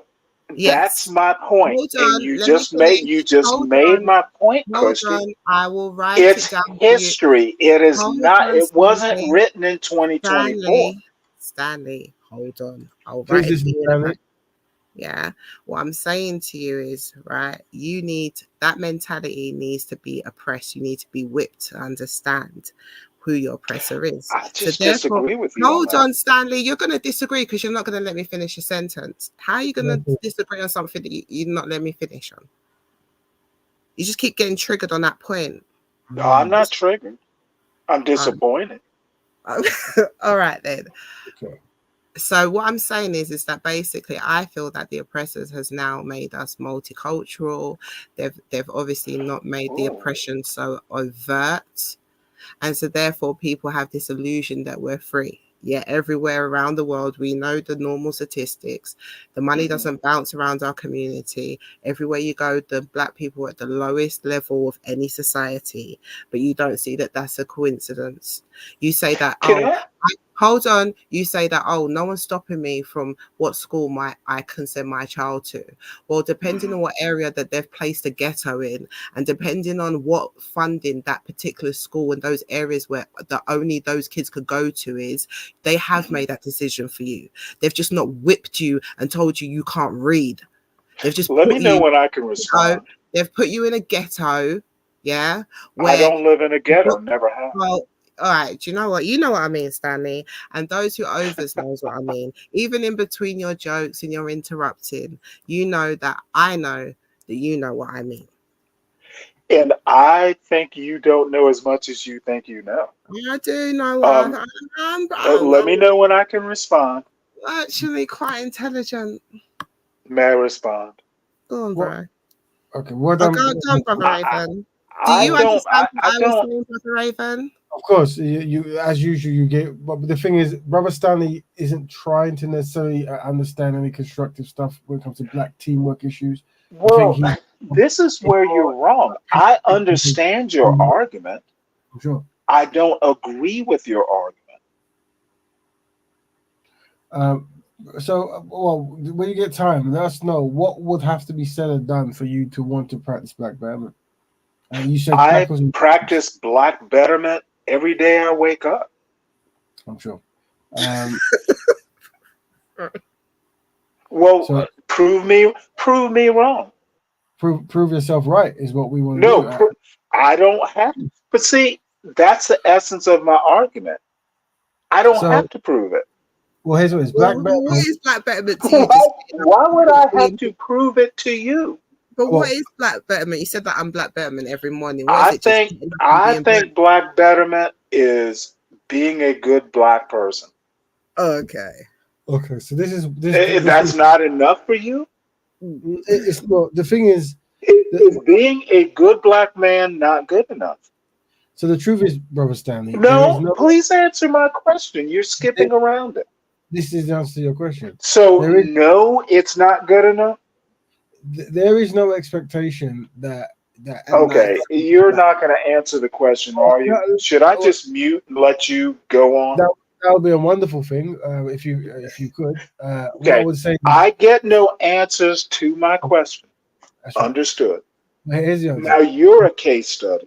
I'm well, good.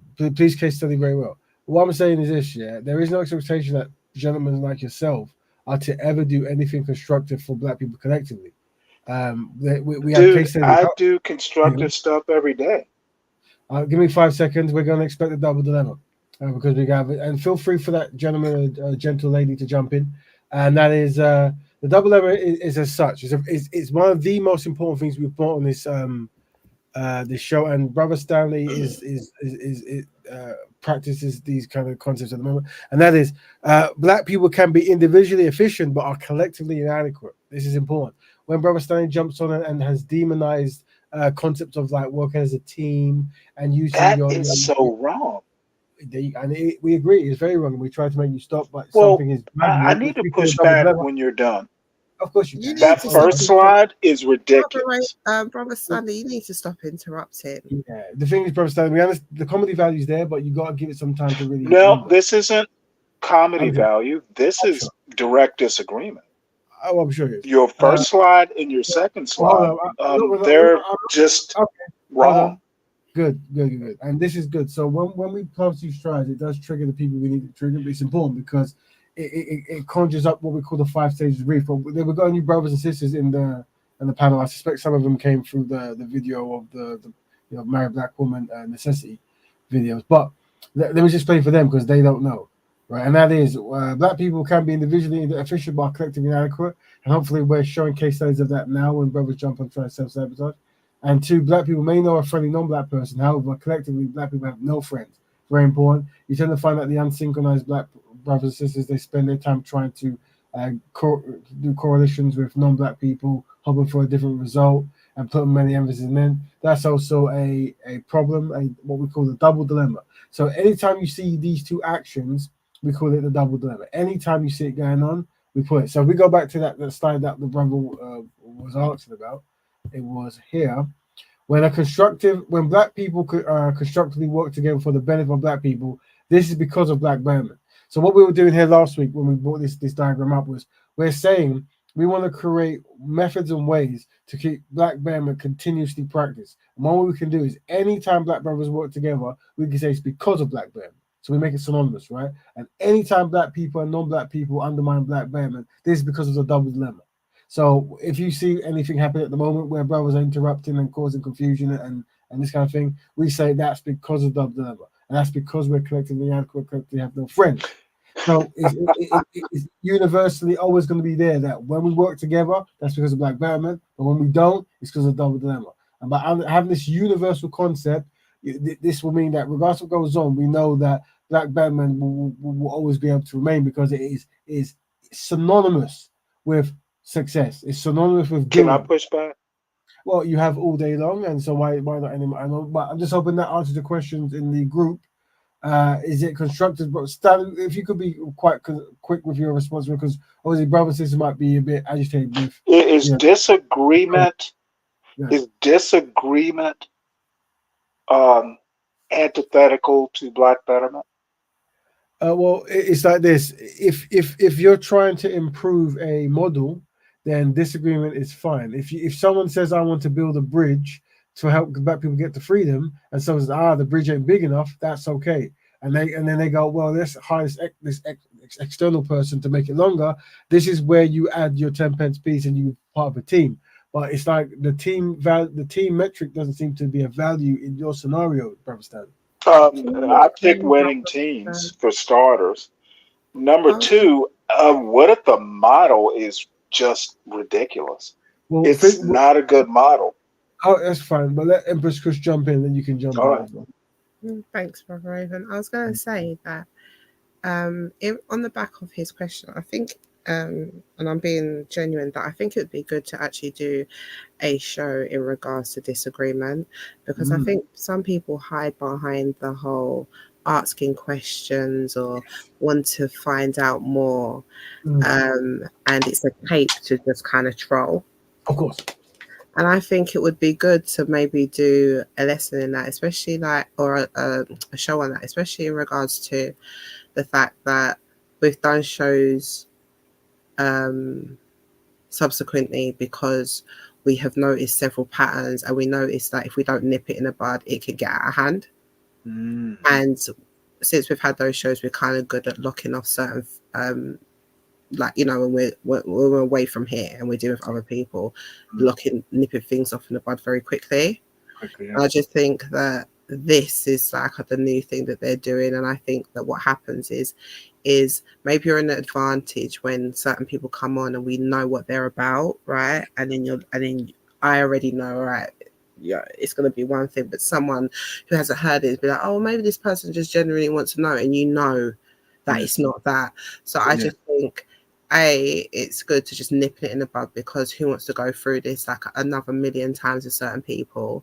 And also good to actually somehow let people know who are genuinely new listening to know that, you know what, these are tactics. Do you know what I mean? We're not just being because like Shifra and them and kind of saying that there's only certain blacks, or it's this kind of, it's not like you're being mean or you're being particular. Do you know what I mean? It's knowing something and nipping it in the bud straight away. So I just think that that's the next thing to do in the same kind of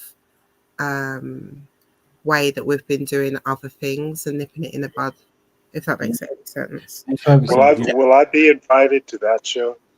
Yeah. You might be the main ingredient, right? I think I was resembling some of those remarks. Yeah, but but as I was saying that, Raven knows I weren't genuinely shooting that at you, Stanley. Do you know what I mean? Like for me, I'm just joking. Yeah, you know that with me. Like I know you're unsynchronized, but to me, I feel that there's a synchronized brother in there trying to get out, whereas there's other brothers where I just believe there's just not. So, do you know what I mean? But I know that's on my own perception of Stanley, but that's just, so when I was saying that, Stanley, I wasn't saying that to dig at you, but I understand that you've got broader shoulders, so you can understand that and let things go over your head. So, thanks, sis. Understood. Do we have to collectively agree to the double dilemma in order for it to actually work? So all the frameworks you put down on here are all frameworks done to help you stay on task and help others to practice black betterment. So when you first hear them, it's quite shocking, and we can understand how sometimes it might. And we deal with this on other shows. What tends to happen is newcomers hear it and they're very shocked by it, and they're not best pleased with it. They start hanging around the social spaces where black betterment is trying to be taught, and they see like unsynchronized brothers and sisters who try to self-sabotage at a high rate, and they start realizing that actually the words we say gives a context of why they're doing it, but also is a good kind of like a method of keeping us on track. So we understand that the reason why they're doing that is because of it. You see, it tells us that because we're collectively inadequate, meaning we don't value teams, and hopefully when these brothers jump on, like Brother Stan, these kind of, and they give you philosophies about why you should never be acting as a team, well thought philosophies. You see, stuff that they would take to the heavens with them. But this, like I said, when I said I'm pro-black, brothers go, but are you pro-black? Are you pro-truth? You see, so they take time to try to undermine black progress, and the heart of it is to try to get access to the European man's door, and so we have to have. But even thinking of pro-black, because the opposite. So then, if so, what pro-black is not being truth. Yeah, like that's wild. Like even, it's the way they say it as well. Like they think they're doing something as a black person. You're implicating that being for your people means that you're not being truthful, or do you know what I mean? Like here's what it is, and I don't like to talk about people not here, and I'm going to talk to Brother Jedi because I was listening to a thing, or just some sister was talking, and I need to say it's true. Sister Apple was talking on that brother, the Dominican and Jamaican sisters show. Yeah. I forgot what it's called.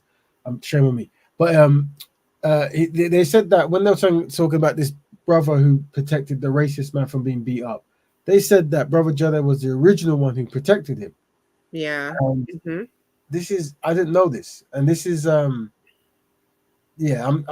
just painting a picture of this kind of like Speaker's Corner community and how people operate, and it's very interesting for me to see this. And just where black, like it's almost like black men generally, especially the ones who are speaking and stuff, they're very critical about black people doing constructive work with black people. It seems like this is a thing, but protecting racists from being beaten down for being racist and trying to beat people down seems to be a given or automatic, and that's very interesting. Once again, it's wild. And I think it's because we're Can you say that again? Protecting racists how? You think that's because of what, bro? I think because of the double dilemma, we're collectively inadequate. It's the only way I can see it where this is the norm. Now, what give us a stand. I'm going to say it's going to be very shocking, but very important. And obviously, I've been saying it long, but I'll say it more. And I'll answer your question a bit, Stanley. I'm noticing that black women in the community, obviously, I see that we have more educated black women on the past of the necessity of teamwork and black families, this kind of stuff. And black men, I'm seeing, there seems to, like when I read comments afterwards, it's like, it's just a ratio. Now, there's many synchronized black men, but it is quite, the balance isn't there. And now when I'm seeing like, these men's behaviors and what's the most value, and you go in there, their kind of space, and this is what they're promoting, this kind of stuff. I'm like, double dilemma. This is what I'm saying. So what you asked him, Brother Stanley. What I was saying was there was an event in London where racist men came to beat up black women, black children because they wasn't best pleased about them protesting about statues and this kind of thing. And basically, there was a one of them tried to attack some sisters, whatever. So the brothers, they put hands on him, but there was allegedly there was a brother who jumped in to save him, to get him to safety, which but it was just the person who saved him. If that was true, that's a very interesting. If that's true. But then what happened? There was another brother who then picked up this gentleman afterwards, who then was giving all the accolades of, So I think that was. I think maybe there was some not best pleasement in that concept. Yeah. But I'm more interested in you or the person who saved him. Yeah. If that's true, that's interesting. Can I make a kind of That's a philosophical humanitarianism, point boy. though? Yes. And before you make it, Stanley, this is what I was talking to my No, friend. I can wait. Yeah, my friend rang me and I said, when they give you the term humanitarianism, say, so that's you mean anti-black, and when they go, what do you mean? Go because when you talk about humanitarianism, you're talking about making sure all humans are equal, right? But you are in the black community, and you know we're collectively inadequate. You know we have no friends. You know this. You've told me this with your face straight. But yet, your efforts isn't dedicated to actually working on those who are most treated, who are actually in your community, whilst others are mistreating your community, and they focus on self. You're focused on this kumbaya concept where everyone progresses at once, even though that's not actually happening now. So once again, this is Bro, a it's the most birds. It's the most absurd. It's just like pigs flying, bro. It's like the most fantasized. Like, how can you be a humanitarian as a black person when you know what it's like? Like, just like what you said. It's just, I was just like, yeah. That's why I think it's such a great term as well. Like, if when they label themselves that, you just know what it is. Yeah. Do you know what I mean? So I just think it's it's exactly for that reason why it's laughable, bro. Yeah. Exactly for that reason. I've got another question for you, unless you was going to say something. No, you go ahead. It's important. Well, no, I well, understand have a, because you spoke. no, go ahead, Coach. And you can jump in off. Go ahead, sis. Thank you. I was going to say the brother said something about can a brother, even though he's made mistakes and stepped out of the fold, can he have an awakening? Yeah, I think it's something like an awakening. Yes, he did. Right? Yes. And that's not the first time that question has come to you. No. And it's interesting, right? So you said no, and then he looked a bit like rah. He looked a bit like okay, like a bit disappointed. But then you said that that's not a bad thing, because this is the whole thing about when they hear that you're not synced or you're not black betterment, they think that now you're telling them that they're a terrible black person. Yeah. Right, almost a sellout. Right, and I always say like there's in betweens. It's not just one or the other. So when you said to him that still makes you a good brother, he was like, he looked like he could accept that. Right, he kind of understood where you're coming from. So that's one thing for you to delve into as well for us. And also the fact that when you were saying about them having an awakening, right? I just would love when you're doing these is, that you always ask questions of what's your thoughts on black love and things like that. I think then one of the next one needs to be something about the lines of, like right then it would have been great if you would have asked him like, so what's your feeling about when your granddad or your great granddad and the picture on the wall, bro, I always have a banter with you about. I would have loved for you to ask that question just at that point there, because I feel like the awakening comes when we're all susceptible to what mass media feeds us, the stereotypes, the inadequacy, the self-hate. All of us have to suffer that and deal with it our own way, right? So if the brother is saying, okay, I fell for it, right, and then I got burned badly, and I'd love now to be with someone within my own community who could really build me up and me have a sense of culture and be around that, right? I think at that point they kind of understand that, or they're thinking like that for them to always, and it's not just him, because others say things like that, awakening or coming to, I've heard it all, do you know what I mean? And it's kind of along that line of when they've finally got it. Do you understand? Yeah, good point. It's just good to ask that kind of question around them, know? Yes. I just would love for you to just add that part on. So I think the awakening is probably at the point where they're like, oh damn. Like they've probably like probably hit like middle stages and middle to later life. Your kids are old, you see what direction they're going down, you're looking around, you know how that family portrait's gonna be, or I don't know when it happens, but we know that it does happen. Like that's not even a debate now, like this is not just this little corner of YouTube. Like there's men who have talked about it, there's men who have thought about it, and that kind of discussion has been ongoing because it's a reality, you know. And it just hits some people's later. Go ahead, bro, Sandra. You be asking. Yeah, Well, no, I wanted to bring up kind of a weird philosophical point and something that struck me about a year ago. Okay. Are you familiar with ADOS, like the group in the U.S.? So you know who Yvette Carnell is, right? Yeah, and she's got another brother. She runs it. Yeah, she's talking. Yeah, it's two things. And something you said in one of your slides, something about, and I'm paraphrasing because I don't remember. It's something about Black people being inadequate. Yes. Collectively. I think that. Do you think Black people in general think they're inadequate?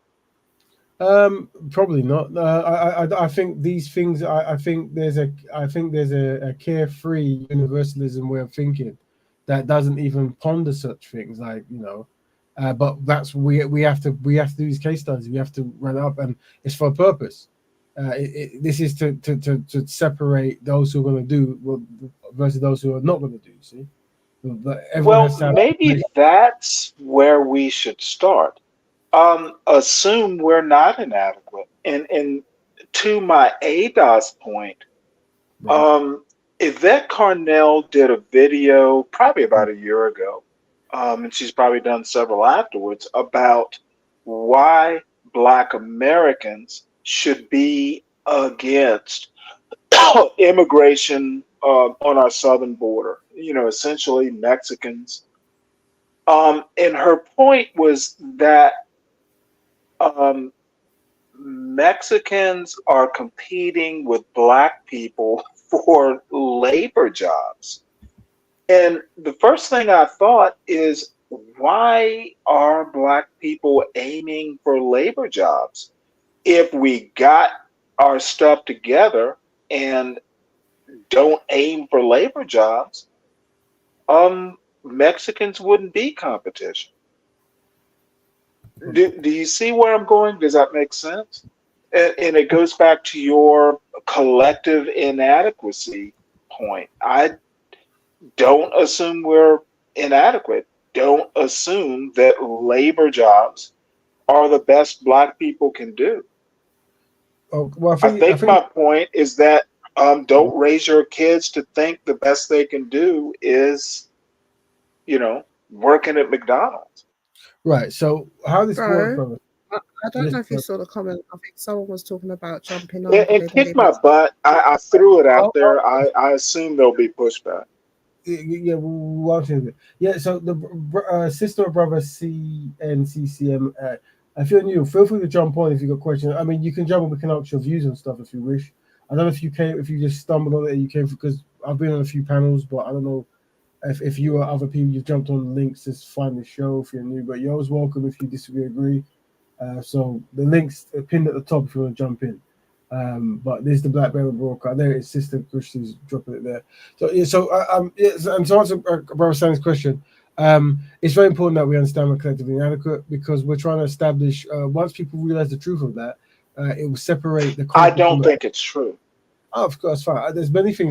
Black people are not inadequate, and we're certainly not collectively inadequate.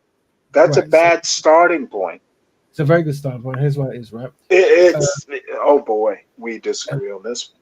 Of course. So the thing is, unfortunately, those who did, what I find is very interesting. What I find is when I make this statement, the people who have the most troll, who are the most self-sabotaging, who waste more of the time, they are most influenced by that concept.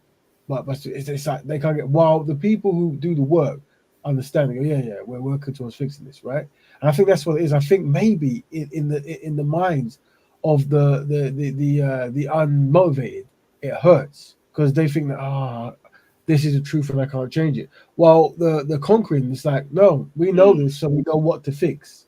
And that's what I seem to be getting to, because you realize that very few, if any, dedicated, hardworking realist when it comes to black empowerment stuff, it really have a Quick issue question. with the truth of it. You know, whether it should be said or nothing is a different thing. But the truth of that, no, we do have a problem with teamwork. It's one of our biggest issues. Question.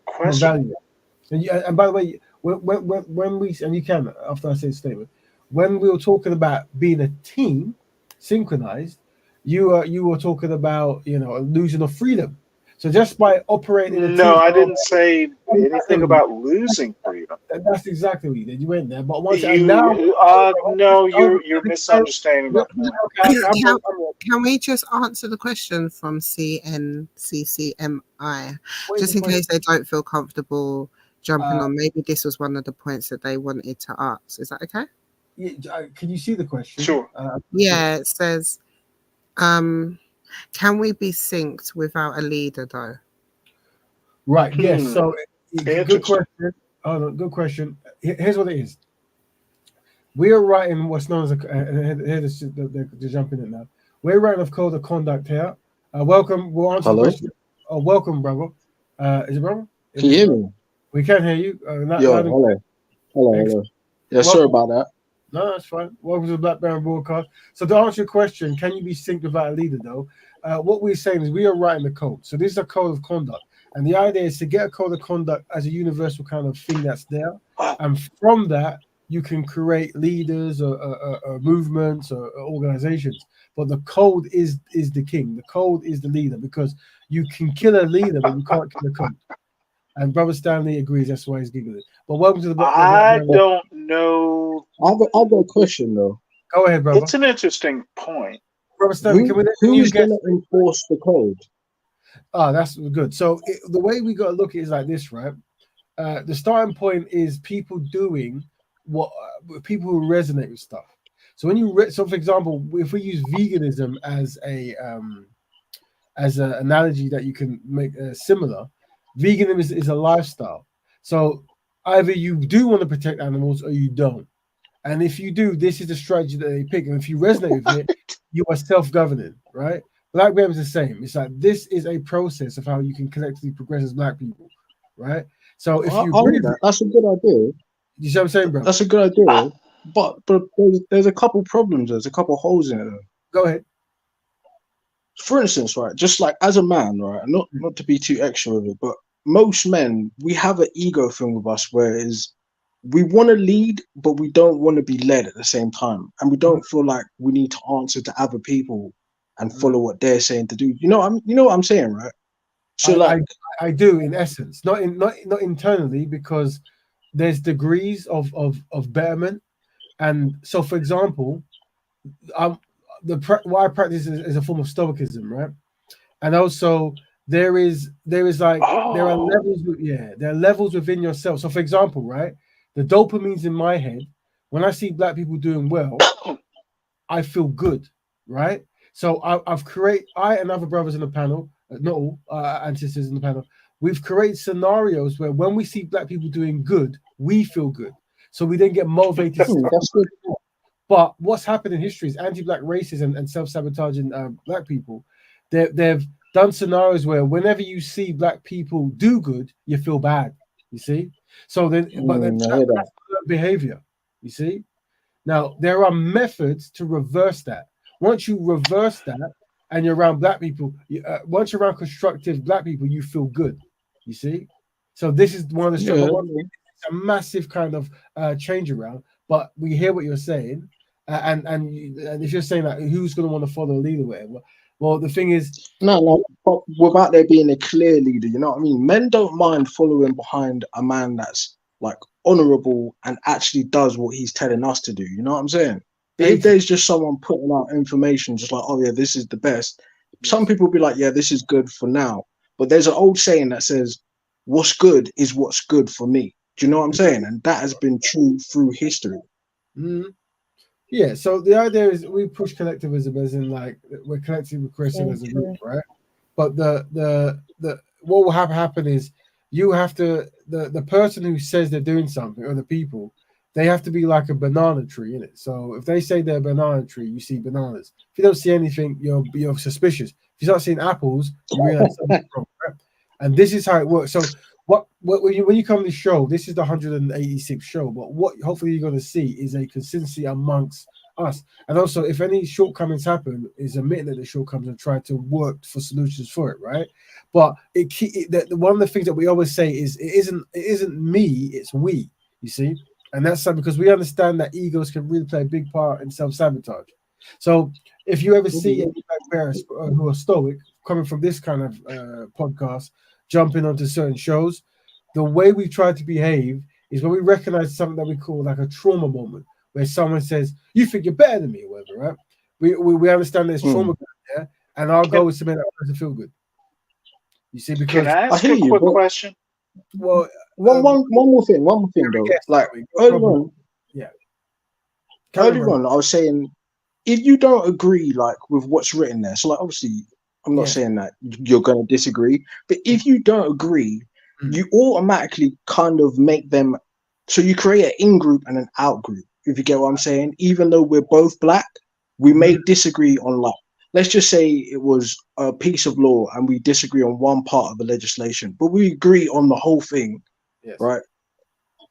We agree on it as a whole, right? But this one paragraph is like, man, that's a bit shaky to me. But to the other guy, no, that's confirmation, right? Yes. If you look at that person that slightly disagrees because of that as like an enemy of progress, then you automatically create that I'm better than you thing, or you can't work with us kind of thing. You know what I'm saying? But overall, we're both black. You get me?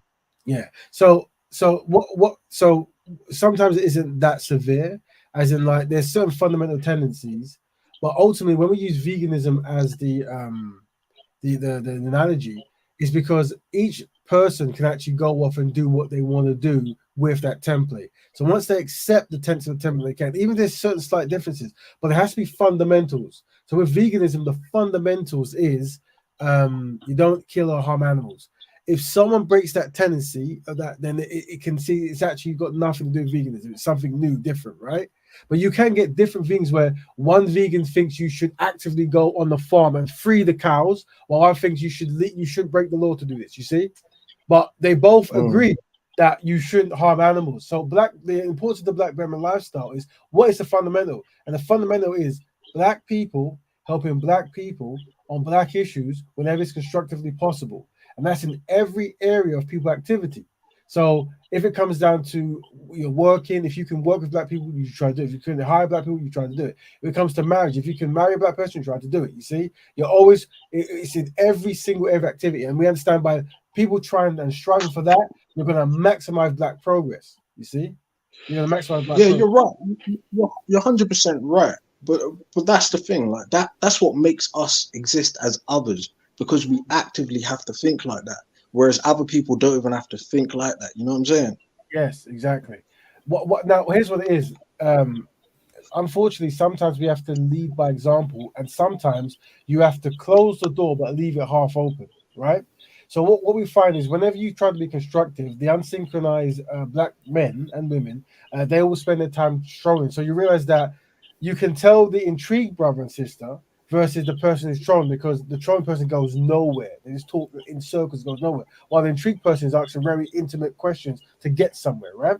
Yeah. So what I say is, what we have a concept, and this is a very shocking concept, but it's necessary, and it's known as open door elitism.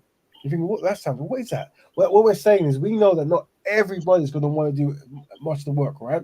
So we're saying those who do and practice utility and unity will be viewed as the open door elite. You see?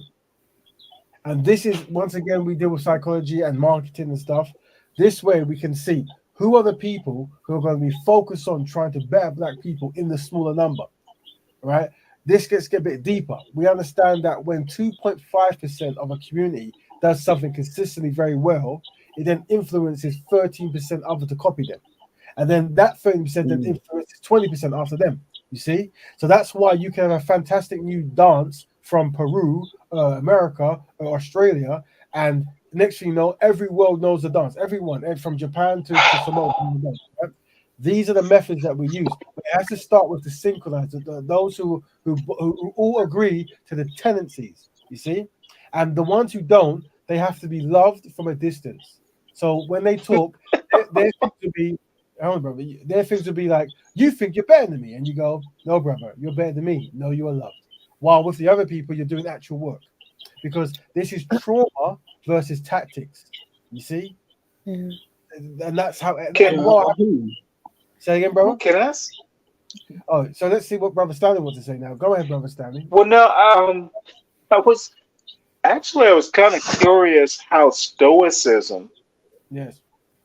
is useful, and I'm talking Marcus Aurelius, like Stoicism as a philosophy is useful to Black betterment. I don't get that connection. Hey, can I just point out something? Enchiridion by The brother is quite new on the Epictetus. panel as well. Go, I sister. just wanted to say something that Yes. when the brother asks that question, it goes to what I was saying earlier on to you, bro, that I feel that there's a disconnect that, when the brother was saying that, I think he was saying, I'm paraphrasing, but he was saying that basically that, you other them once they don't agree with a certain point, you other them. And it's this kind of, if you're not Black betterment, the indication is that you're now terrible. Do you understand? Yes. Or sell out. Yes. And I just think that No, that's not what I meant, but I get what you're saying. yeah. So when you say other, what do you mean then? So, like I brought up the point earlier on, like with Garvey and Du Bois, one's obviously a political person in America, and another is a speaker and like a futurist from Jamaica. But they both agree that Black people should be better than where they are. Do you get what I'm saying? They just had different ways of getting there.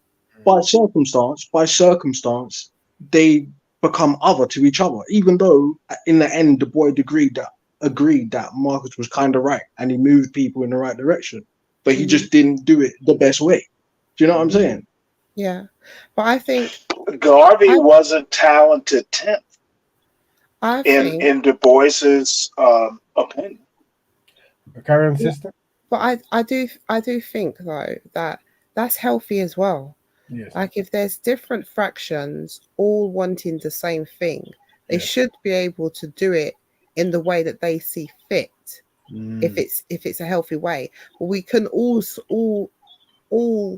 be able to share a space as well when it comes to it. If we have to sit down and devise a plan, if something big happens, say if reparations on the horizons, it probably would be good for people to have different fractions of what they feel Black betterment are, and they all sit by a table and sit down and talk. That's not a problem. Like what you're talking about, I don't think is a problem, because those are two individuals who are actively doing something, like, building up pies or groups or whatever. They're really actively doing something, and they believe passionately that they're doing it to do something. I don't think that's even we that would be a luxury to have that kind of problem right now. It's just hard enough to get us to just understand that we need to get together, yet alone you ever read Garvey describing Du Bois and vice versa back in, like, what was it? Yeah, I've read that. They weren't sitting down at a table agreeing. They sniped a lot. Exactly. I know. That's why I said there were a couple jokes. Right, carry on, sister. You're building quite well, carry on, sister. And again, my question was, how does Stoicism apply? Right. You used Stoicism twice. It's happening now, Brother Stanley, with tolerance from what you're doing. But go ahead, Empress Chris, carry on what you're saying. No, I asked a question in all honesty. He's talking to the lady, is Stoicism applicable to Black betterment? So what we're saying is, whenever you're dealing with unsynchronized brothers and sisters who might try to troll or sabotage progress, rather than getting in a tantrum with them back and forth and try to match their energy, you control your emotions and you try to always place Black people's collective progression in the heart of the conversation. And that's what we're trying to do now, Brother Stanley. So I think, but before you jump in with your extra 10 pence, I think Empress Push didn't actually finish. So, sister, would you like to finish? Thank you very much. I was just wrapping it up. I was just basically saying that, I think that would be a luxury to for that to be an issue for us right now. That would be great to have different, so much Black people interested in Black betterment that they're doing their own kinds of fields of Black betterment. You do realize that stoicism is much deeper than controlling your temper. Man, I asked a question and you haven't addressed it. Stoicism also, I think stoicism is antithetical to Black betterment. Okay, well then it is the worst. It is the worst philosophy you could. Black people shouldn't be Stoics.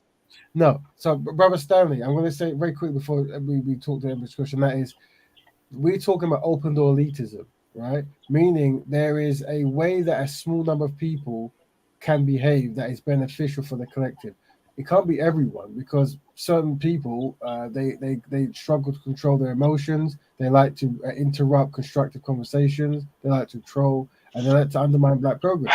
So they shouldn't be. They should be sniping. Yet no answer.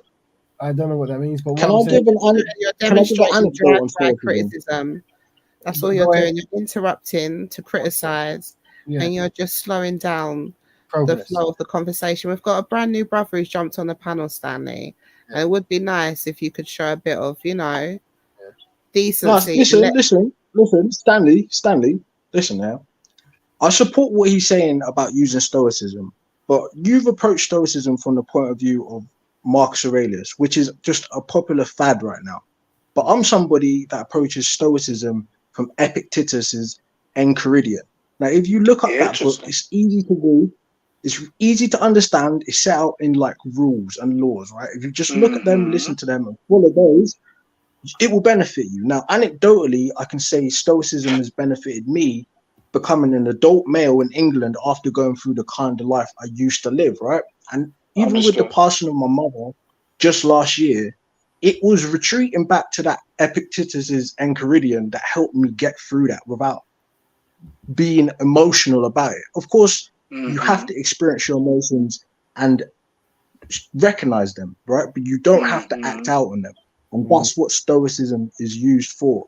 Now, you can't say Stoicism isn't beneficial to Black people. Let me know when I can push back. That is something that is kind of instilled through the same struggle, like the going through it to get to it kind of thing. So do you think Stoicism do you think Stoicism is useful to Black betterment through controlling emotions? Is that what you're saying? It's not. There's understanding your emotions. That was actually my question. And then there's suppressing your emotions. They're two different things. Controlling yourself isn't the same as suppressing yourself. I didn't ask for definitions. I asked if Stoicism is useful to Black betterment. That's a yes/no question. I just gave an example you of how didn't give an answer. You gave a descriptor. Man, y'all are. So, brother, first of all, before we give thanks for the story you gave, and we wish you well in the ups and downs you're talking about. So we thank you for sharing that. We also ask you to be merciful to brothers who might be unsynchronized, who come in just because they enjoy talking and not necessarily listening, right? So we give thanks to that. This is so frustrating. I'm just gonna mute you for a bit, brother Stanley, just so we can learn a lesson. And that is to feel a question about the people who don't agree with certain kind of stuff, maybe like you're seeing now, to be honest. And what we say is this: we always push for collaboration, but if collaboration can't be achieved, then we also push for competition. And what that means is this: if I'm saying this group, we want to help 1 million Black people, right? And we want help to help another million. So we want to help 2 million. So you can help us by joining, making it 2 million Black people. But you might disagree with some of the strategies. So we say, you know what? If we're not going to collaborate, compete. You try to help 1 million your way, and we'll try to help 1 million our way. And at the end, we still have the same outcome of 2 million being helped. Does that strategy also work for you, brother? I'm just going to mute Brother Stanley. Go ahead. I don't think. Stanley, not you, Stanley. So I guess. Yeah, we can hear you. Go ahead, brother. Are you saying if we don't agree, we should compete? Is that what you're saying?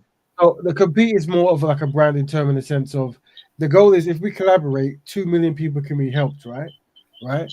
But if we don't collaborate, I'm only going to help 1 million, but you might help 1 million. So that means if we're hold on, brother. Meaning our goal now is to see how many black people we can help. Not in the same kind of lane, in different lanes, but the outcome is the same.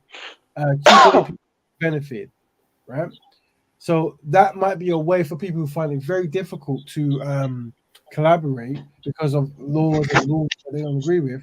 But at least they know that they're using their branding of black men to do something. And that's one of the solutions with people who can't really see eye to eye.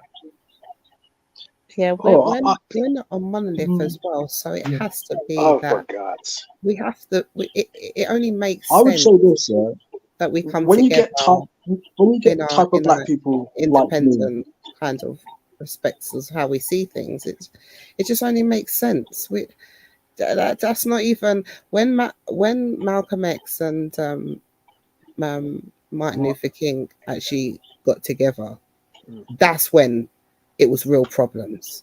And that's what we think so West. Do your history, bro. We think so Western minded. I just read the latest biography. Give me a second. We just think that there has to be this all one thing. It has to be this one group, this one leader, this one. Like, and that's never really been historically.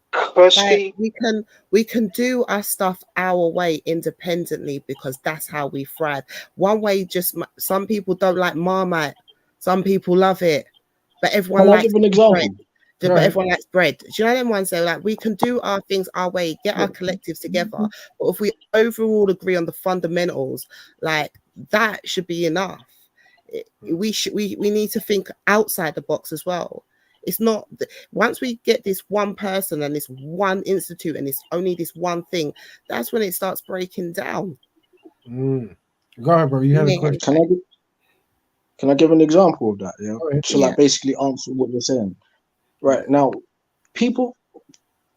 I don't know how the best way to put this. Let me put it like this, right? Let's say, right, the system that you're trying to build with black betterment, right? Let's say that's the main political power, like on the front street, right? That's what it will become. Yes. A person like me would be your shadow government. I would be supporting you behind the scenes, silently. Mm-hmm. That's a person like me. Now, I may not agree with all of your policies, but I will still be, let's say, I would contribute to the powers, right? Let's just say it like that. Yeah. But it doesn't mean I would compete against you. I would create opportunity for me and you. Yeah. So when we say compete, the truth is this is just sexy language in the sense of like compete as in like brothers are trying to both. One wants to be a banker for one bank, wants a bank for another bank, and they're trying to be as successful so their father is best pleased. But they understand that what they're doing is contributing towards the family, but they're just not working for the same bank, you see, or the farm, or whatever they work for, right? And that's how it works. As in, like, if you tell me that you're helping black people, you're not competition, you're collaboration. But because we're not working together, we can use the term competition because we're not actually following the same script. But what I'm saying is the thing is, bro, some of us have to be spooks that sat by the door. It's as simple as that. But that is actually strategy. That's tactics, bro. So yeah. So in that case, that's what it is. Remember, what it is when we're describing a lifestyle, right? And people have to use that lifestyle to do beneficial things. That's what it is. So a vegan will never walk up to another vegan and go, you know, what you guys are doing is great. They'll say what we're doing, even if it's in a different lane, because it isn't us. So what we're trying to do here is simplify the simple, but codify it. So it's like when you say you guys, it's almost like, well, so you're against black people progressive. Do you know what I mean? It's like that kind of thing. It's like once you accept a certain concept, as in black people working with black people on black issues, it's like, well, how do you make that work in your life? Yeah. And, you know, we're going to take these issues and we're going to create institutions from them Yeah, but you could take these issues and do whatever you want from it. It's whatever you want to do, but it's the thing is you have to brand the awareness of black people working with black people, black issues, because if you don't, they replace it with humanitarianism and truthism and those kind of isms, and ultimately it's ignore black people isms is what it really is. Yeah, so you Oh, need you're to right. You're right. very right, because this is the research we've done. So what we do is we have to go, okay, how can we brand and put in the ethos in the world, the concept that when a black person is born, integrated in their existence and their culture is the tools needed to collectively survive. Because what's integrated in our culture at the moment is the tools needed to be self-sabotage and to serve others. And sometimes on this show, Yeah. when we let some people jump on, we see that being demonstrated, where a person is more about trying to slow down progress and cause what ifism rather than actually, brother, what questions can we ask to actually move us forward? You see, and it seems to me, brother, first time I think I've spoken to you, but from what I get the sense now, you generally seem to be someone who's trying to find solutions for black people. I get that. I could be wrong, but I definitely get that by the way you're asking questions. You see, and the answers you're giving. Well, yeah, I like I think he's said, I'm also a not good I'm not example of against what you're someone. saying. Sorry, I might have a bit of a delay. I was just going to say that I think he's also a good example of a brother just kind of like I think it's quite refreshing to hear online. Yes. Well, I Yes. know that they exist, Yes. right? Yes. So it's like he says that okay, for certain reasons I can't rock Yes. with the whole black betterment thing, Of course, but of course. understand that I support it. He even Yeah. said that I would be doing stuff to support yourselves as well as myself and black people. And that's what I'm saying. It's like these people that come in with the black or white, you know, it's either we're against you if you're not with it, or do you know what I mean? Whereas the brother understands the policy, because understanding black betterment is understanding that in order to do black betterment, you must promote certain things for the betterment of the community. Do you understand? So even if I can't rock with certain things, I can overs what that means for the betterment of me, my children, whatever, my family, as a black community is caring. And I think that element gets lost a lot. So his element is quite refreshing to hear because it's very clear, he's very open, he's very factual with it, but he understands what we're doing and he supports it. Yes. And unfortunately, that kind of voice is just literally gone recently. You know, it's like, okay, because I can't, you know, the whole Schiffer and all the others doing all the other rubbish with it, because I can't bring my white woman, or I can't do this, the whole thing's a rubbish, it's shut down, it ain't gonna work. Well, instead of looking at the bigger picture, taking your feelings out of it and seeing it logically within the society that we live in. You know, so for that I give thanks. We give thanks. But sometimes, regardless of what people are going through, whatever, the behaviors they would show anyway. As in, certain things we do actually brings out their true nature, and their true nature is they never were really down for black program. That sounds shocking to hear. That. They never were, and sometimes, unfortunately, you can use the choices they've made that they're using the excuse to not do it as a definite proof that they're not. You see, you know what I mean? And we understand that sometimes when truth is spoken out loud, it can really cause trauma. We're not trying. You know, and that's why we're saying that we're going to do our thing, and the doors open when and if you're ready.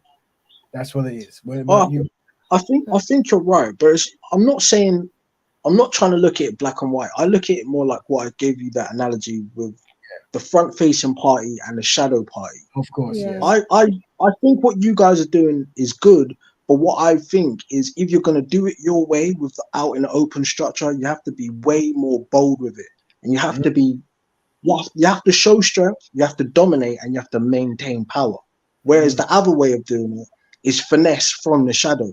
You don't know that the guy that's hired you in this multi-million-pound corporation is just one black brother in a corner office far over to the side. You don't know that, but he did it on a slide. Yeah. So there's two ways to do it. Do you understand? Absolutely. And that's what we should be So doing. With Black Betterment, because it's an individual concept, right? Working as a collective, you are whenever you possibly can are doing constructive work. So it could be you are hiring people, Black people know. It could be you make a broadcast and people jump on it. It could be you have a magazine or you hire people in your family. You make sure everyone is correct, healthy, and marrying Black people. Whatever it is, you do what you're doing. Yeah. But that is an individual thing. It's an individual thing working as a collective. Yeah.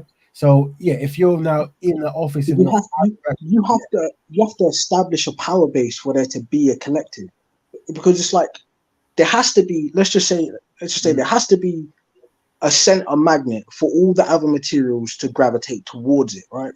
If the center magnet isn't identifying itself, everyone's just going to kind of shuffle around looking like, oh, I don't really know what's going on over there. Like they're not serious, kind of thing. But if you're blatant with it and you're like saying, look, this is how we're going to do it here, that makes the magnet amplified, and the materials that aren't magnetized don't come towards it. Do you get what I'm saying? I hope we're kind of tackling that in the show, in the sense of we're very, like, usually what I find, I went to a place called Speaker's Corner, and what I found is a lot of the brothers and sisters there, they were scared to use certain terms like Black and African and this kind of stuff, right? Whatever it was. Well, with us, we're very clear. We're here to help Black people. That's it. We're here to help Black people, and we want Black people to be constructive and find ways to find solutions, and that's it. So hopefully, when it comes to some form of magnet, people go. When it comes to actually Black people, when it comes to Black people and Black issues, we go to the Black Betterers. We go to the Black Better movement, and we are part of that because we agree to it. And then when it comes to shadow stuff, well, the brothers who are openly saying it are also going to be doing shadow stuff anyway, because once it's integrated into your life, every constructive way you can benefit Black people, you do, because it's ingrained. It's part of your head, your headspace. It's like how you process information. You can't separate that from your being. It's just like it's one. Absolutely. I agree. But what I would say is this: I would have never even chimed in today if I didn't hear you arguing with this Stanley Brenner. So it takes that contrast to be happening for things to come towards it. You get what I'm saying? Like I said in the chat, sometimes you need people to red team your argument so you see the holes in it. Brother, what you said is very important, and let me give you extra thanks for that. And Brother Stanley, we always give Brother Stanley thanks for his form of. We do limit it at times, of course, but we understand that we do need that kind of mirror for us to to see the errors, or just to see how the mirror or case study. Yeah, case study, of course. A little bit. Yeah. We do need to see that, and Brother Stanley does it very well. Obviously, we have to moderate because we have time and other people want to learn stuff, whatever. But the idea is good, and anyone in the world, and any brothers who out there in the internet land who see the stuff and want to constructively come and give opinions. This is what it is, because here's what it is: we don't have all the answers, and that's another thing. When people say you, I, we, them, technically we're Black people and here Black people, isn't it? So the greatest person who's going to do that is probably out there on the internet. He's going to jump on and say, guys, how do you feel about doing this? Well, you know what? Let's do it. There's Sister Kushti, Brother Kel, Brother Dominic, and all the others who jump in, Sister She Reigns, and many others. They come with words and advice, and we take those words of advice and we pull it as part of the code. Once we test it and see it works, we add it to a document, and then we learn the document, and we go and execute the document, and we see the feedback, and then it becomes a part of the interweb. It becomes part of the talking pattern, and we understand that it originates here, but it originates here from the point of people who are trying to work with Black people to help Black people. You see? So we give thanks to that comment, bro. We give thanks to it. Definitely. Now, family, we are at 12:30, so we've gone half an hour over. So we're gonna have to, I guess, call it a day. But is there any last words that the guests would like to give before they go? Yeah, I should say that. I give thanks for the show. It's a brilliant show on a panel with you brothers, and I give thanks to our new person who came on the show, because, like I said before, it was just good to demonstrate that. I think he said, hopefully he breaks it down again, but he just said about being behind the shadows. And I just think, and in regards to still understanding that there's a better, there's a greater good that we're trying to get to as a community. And I would love us to be able to get to those kind of discussions within our community. I'd love us to stop getting sucked into the kind of, I mean, it's so bad now that we're having gender wars, which we've never had really before.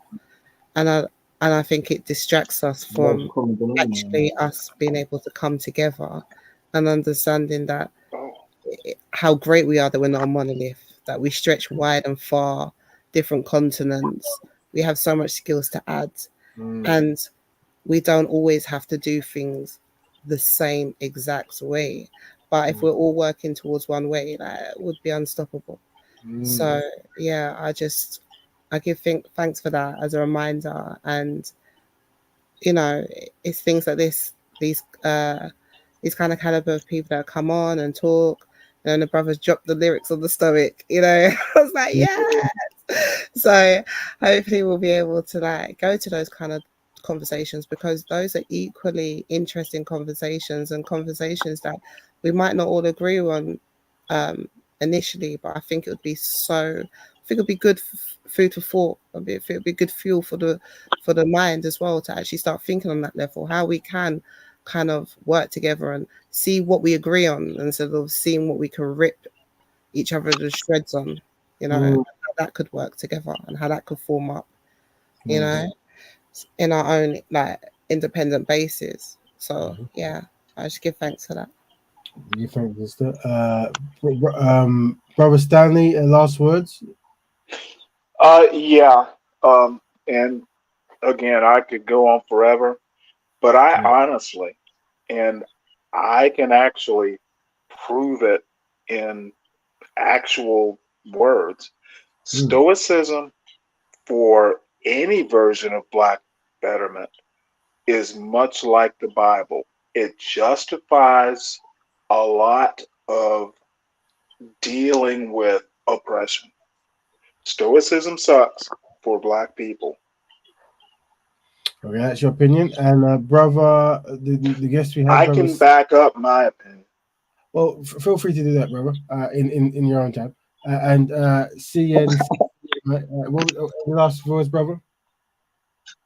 Yeah, like I did tune in last week and I sent you a video. It's on my page. It's called Equality versus Equity. Yes. And it's a way of tackling these issues in a different way. But yeah, I do appreciate you guys for even listening to me speak today. And it was nice to speak to some other human beings. Bruv, we would love you to jump back, and we actually have tackled equity and equality before, by the way. Is this the brother that did the live? No. This is the next brother. This is not the same brother. No, I make video essays and stuff like that. So yeah, I'll be tackling stuff like this in the future. But yeah. Well, bro, if everything you do, like keep in contact, we'll review it and jump in and become. If you become part of the thing, then we'll obviously, if what you're doing is constructive to Black people, we'll promote it here. Of course, you know how it is, right? That's what we're about. So if you're constructive and you're helping Black people progress, anything that correlates with that will promote your channel, yourself, at least the individual projects you do that are beneficial. You always have a home here if you're being constructive towards Black people's progression. No, I do try to, but like I said, I do things a little bit different. I imagine. All right, bro. All right, and yeah, I appreciate it. You're welcome. Well, so everyone else, until next week, Black Batman, thanks, and we'll speak soon. We're going to end the stream there. Thank you very much. Like the show before you go. There you go.